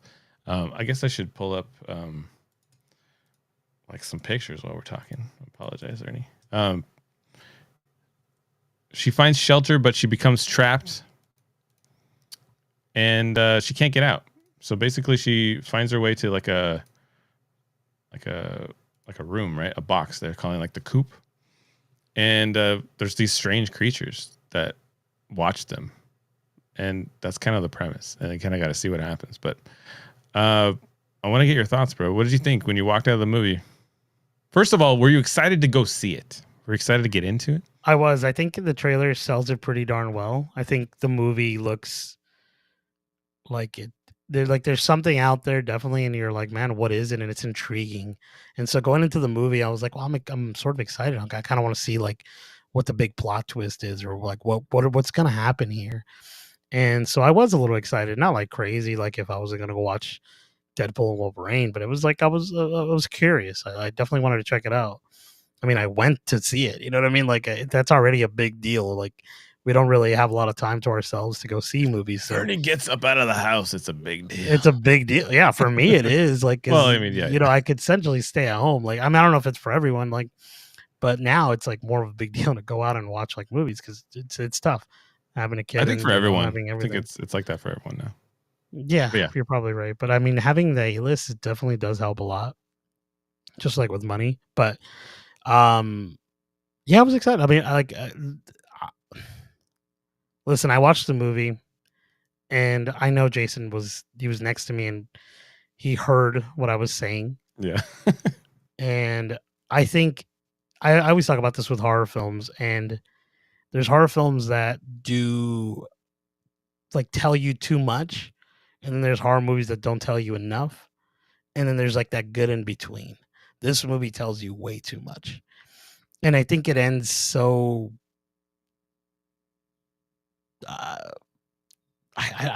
so predictable that I told my wife like this is what's gonna happen, and it was exactly what I said even before we got to like that ending of what it was.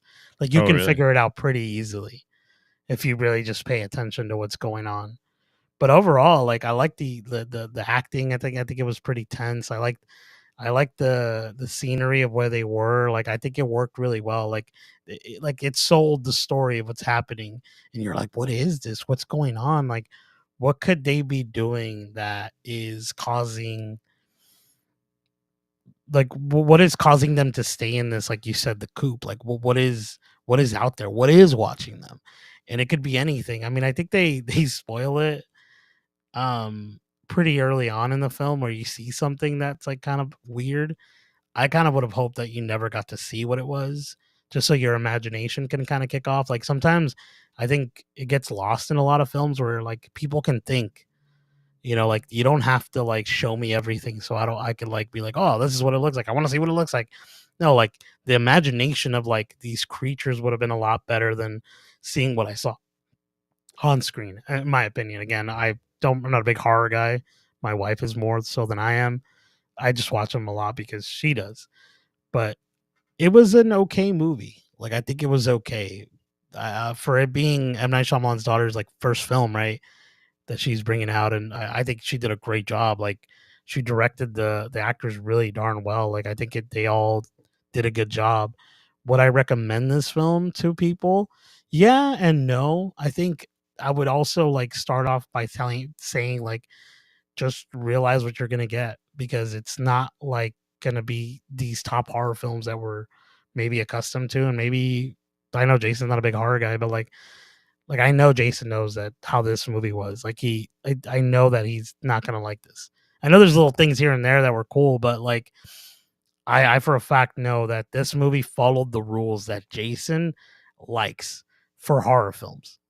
And I think that just doesn't work for me.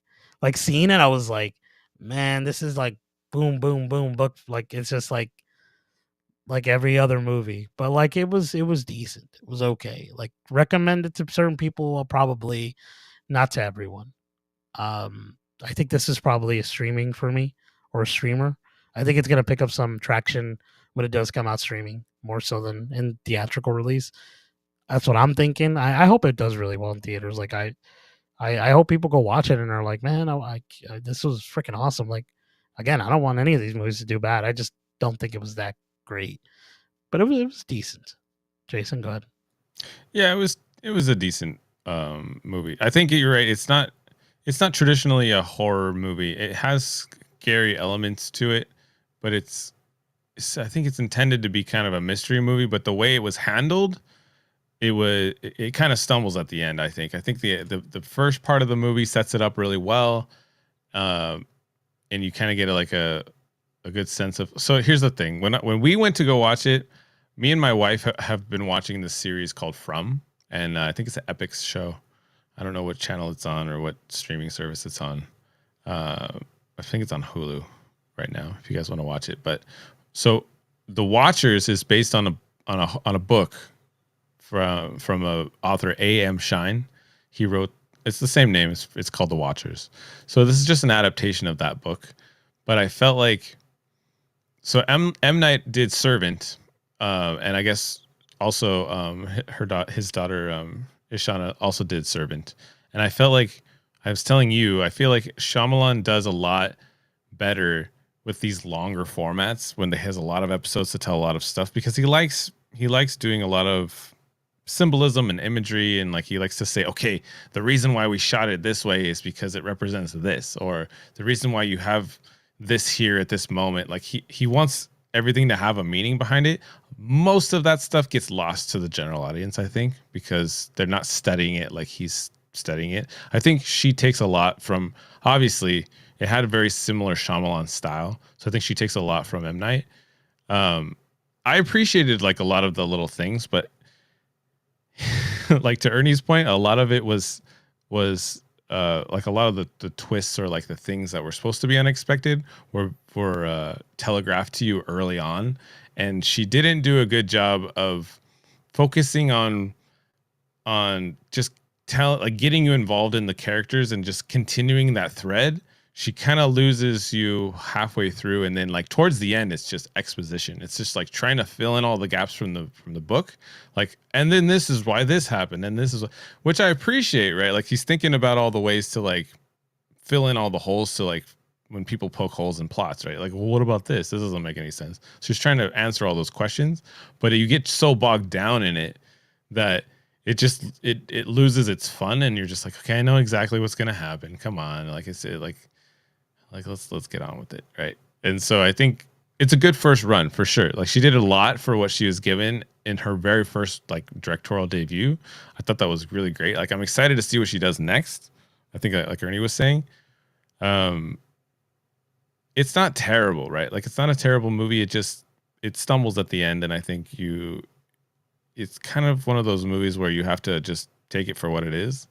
And I would say if you so going back to the show that me and my wife watched, it's on its like second season, I believe. Most of the beginning of this movie follows From beat for beat, and it's funny. I was trying to look up if From is based on the same book. It doesn't say it's exclusively based, but obviously they took some liberties from it. I'm curious if she watched From before she made this movie and was trying to like make a better version of it. From is not finished. Like it's on its third season, and it's like kind of halfway through the story. If it would be like me and my wife were thinking on the way home, like, did he just ruin the whole show for us? Like, did he just finish it and wrap it up? And now we're going to be very disappointed when we watch the third season. Hopefully not. Like, hopefully it takes it in a different direction. But if you guys are at all curious about these types of shows where like she literally can't get out of this wood, like there's no way out, because she runs to the end of it, and like there's more canyon, and like she feels very trapped in that sense. And From, you have a pathway, and there's like cars, and like there's a point where you get stuck, and if you try to drive out of the woods, you end up right back in the same spot you are. So you literally can't exit that wood. Like there's some sort of magical property to it. A lot of cool like little twists. Can I ask you a question, Jason? How long are these episodes for the show? For From? Mm-hmm. I don't know. Probably like 45 minutes, probably. And this movie's what, like an hour and 30, an hour and 40? Yeah. I'm wondering if like people like will choose this rather than the show. I know you said the show is great, but like that's like every episode is 45 minutes. So in conclusion, it's like 4 or 5 hours of maybe content. It's like, would I rather, like I told you, that's one of the things I struggle with, like shows like that, like why I don't watch them. It's because like I don't want to sit down for 45 minutes at home. That's why I go to movie theaters to like. But an episode is so much shorter than a movie, though. Yeah, but it's like you say that, but like you're not just watching one episode, Jace. You're watching like almost the whole thing. You're binging it. If I know you, no, and I'm pretty sure I do. And I'm pretty sure I do. You watch like 3 episodes, and then you're like, I'm tired. I gotta go to work tomorrow. Nah, that's the fun of it. That's the thing. It's like you're watching like almost about like 2 hours of 3 hours of content almost. You know what I mean? Like it changes the perspective on a lot of people. Like, don't get me wrong, people binge because they're always on their phone and stuff, but I don't know. It might be hour-long episodes. I'm not sure. But I don't know. For us, it's fun to just kind of watch an episode and be done, and then like see what happens next week. Like, or we can watch an episode tomorrow, or whatever happens. But that was one show that we're like, I want to see what happens. When the next season comes out, we'll watch it. Like, yeah, it's 50 minutes. Yeah, 50 minutes. So it was in between an hour and 45. Yeah, they're all 50 minutes, I think. There you go. It's like an episode of Smallville.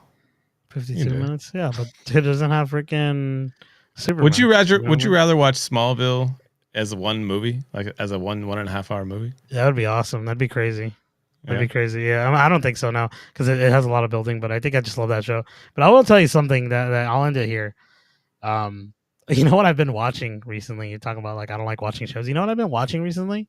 I want you to take a big guess. It's a really old show. Is it? It's not Community. And I want you to take a guess to see if you could guess what it is.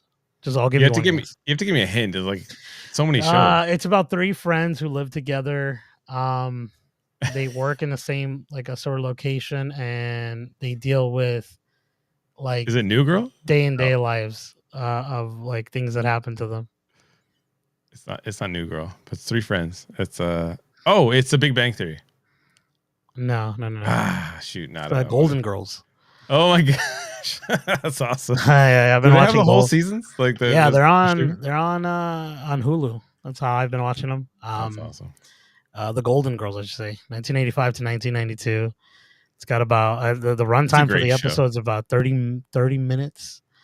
It's Bay Arthur, Betty White, Rue McCallaghan, and dude, I'm telling you, the show's wonderful, dude. It's a good time, dude. It's a fun show, dude. I was trying to figure out, like the other day, I'm like, man, I want to watch something like I wanted to watch like Bridgerton, or like, 'cause I've heard great things. People always tell me. One of my buddies we always tried to watch Bridgerton. Yeah, in front of the cast, Kyle Golden Doodle. He was telling me, he's like, you should watch that. And I'm like, man, I can't get into that. And I'm like, I'd rather watch Downton Abbey. You know, like I love that show. I watched it twice. And I actually started watching it a third time, but I ended up stopping. But it's neither here nor there. But so I'm like, man, what do I watch? And then and I just went on Hulu. I'm not a big fan of Hulu.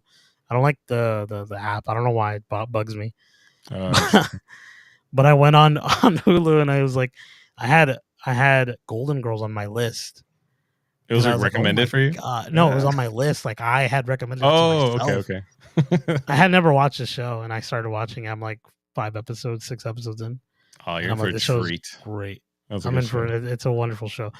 But that's what I got into that show because of my uncle. Dude, he loves like Lucy, like all the old shows, but like Golden Girls is his show. Like if you get him like he has a poster, like he loves Golden Girls. That's awesome. The Golden Girl, yeah, it's I could see why people like it, because I've heard a lot of great things about it, and that's one of the reasons I wanted to watch. It's like a classic. Like I've watched all of I Love Lucy. Have you watched what's that one? Have you watched like Family Ties, or like those old yeah, but only a few episodes, never like the full thing. Like I think I watched a bunch of old stuff because of my brothers, but like I Love Lucy like entirely, I've watched it. And like Friends. Full House, Friends, stuff like that. Gilmore Girls. No, I never got to see Gilmore Girls, but I did see The Hill. Oh, The Hill. And man, we watched a lot of not stupid, but like shows, silly stuff. Yeah, I'm glad they put that on Hulu though. That's cool. Yeah, if I finish this show, and I will, I'm gonna get a shirt, a Golden Girls shirt. I am 100% getting that. I'm not even kidding. That's not earlier, dude. We've come our way. Are you done talking about the movie? I apologize. Well, no, I don't want to rant. I would just, like, for me personally, I'd rather just see like a 2-hour Golden Girls movie. Personally, like I don't have time. Just see, that's what I was saying. I'm just kidding. No, I'd rather. I guess it depends on how easy the watch is, right? And we've talked about with like comfort food, where it's like I've watched Community so many times, and it's so easy to watch. I could just plug and play, you know what I mean? Like, but then there's those are very episodic, like, so heavy, yeah. But it's like there's things that are so heavy, like Three Body Problem is like that. I'm like, Ernie would not like the show. Yeah, I was watching it. It's a great show, but it's you have to watch each episode is episodic, and you have to tie it all together with. It's like, that's the thing. He doesn't want that. There was like the last thing I forced myself to watch that was like that was freaking The Wheel of Time, and you freaking told me you were gonna do it with me, and you never did. And I still I still have that.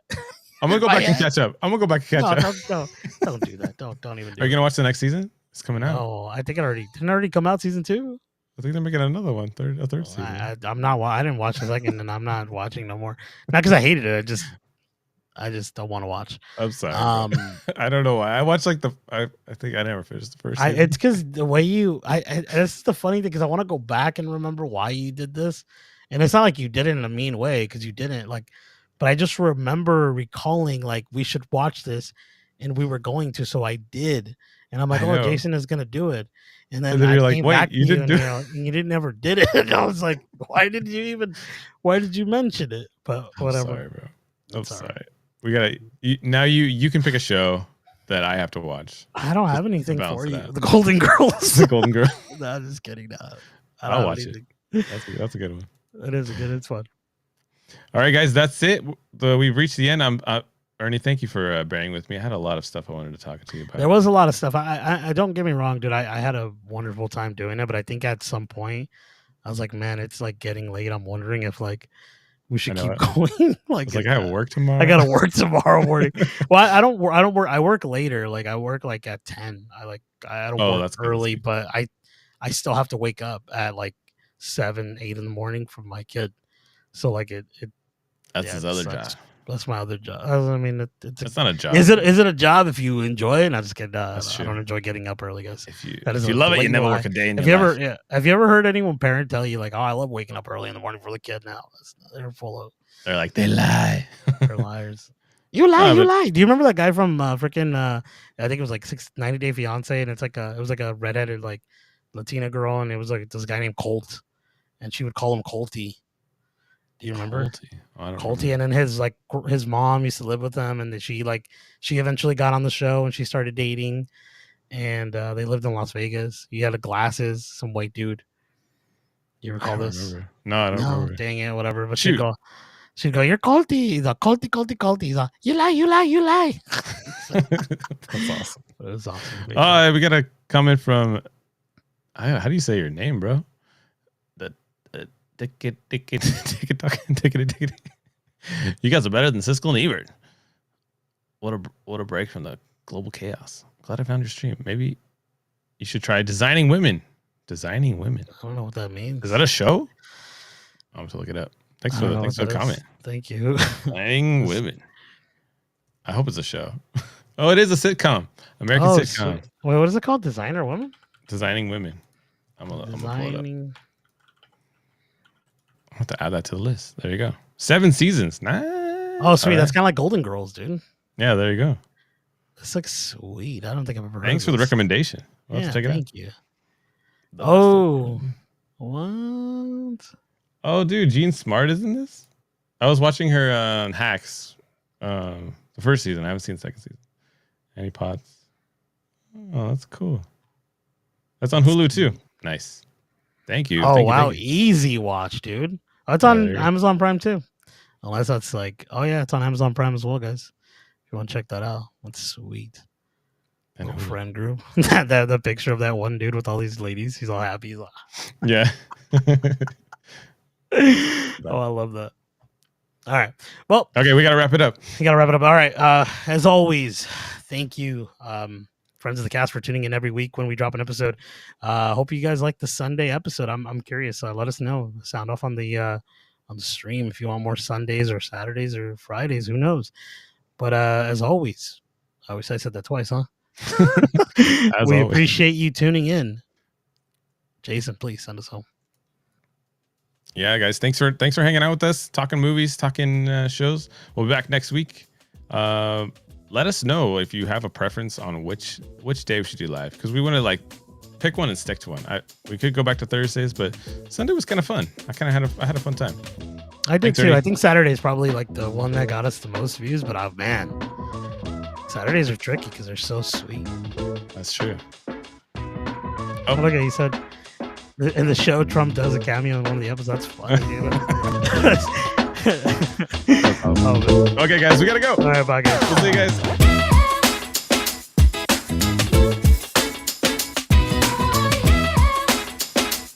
See you next time.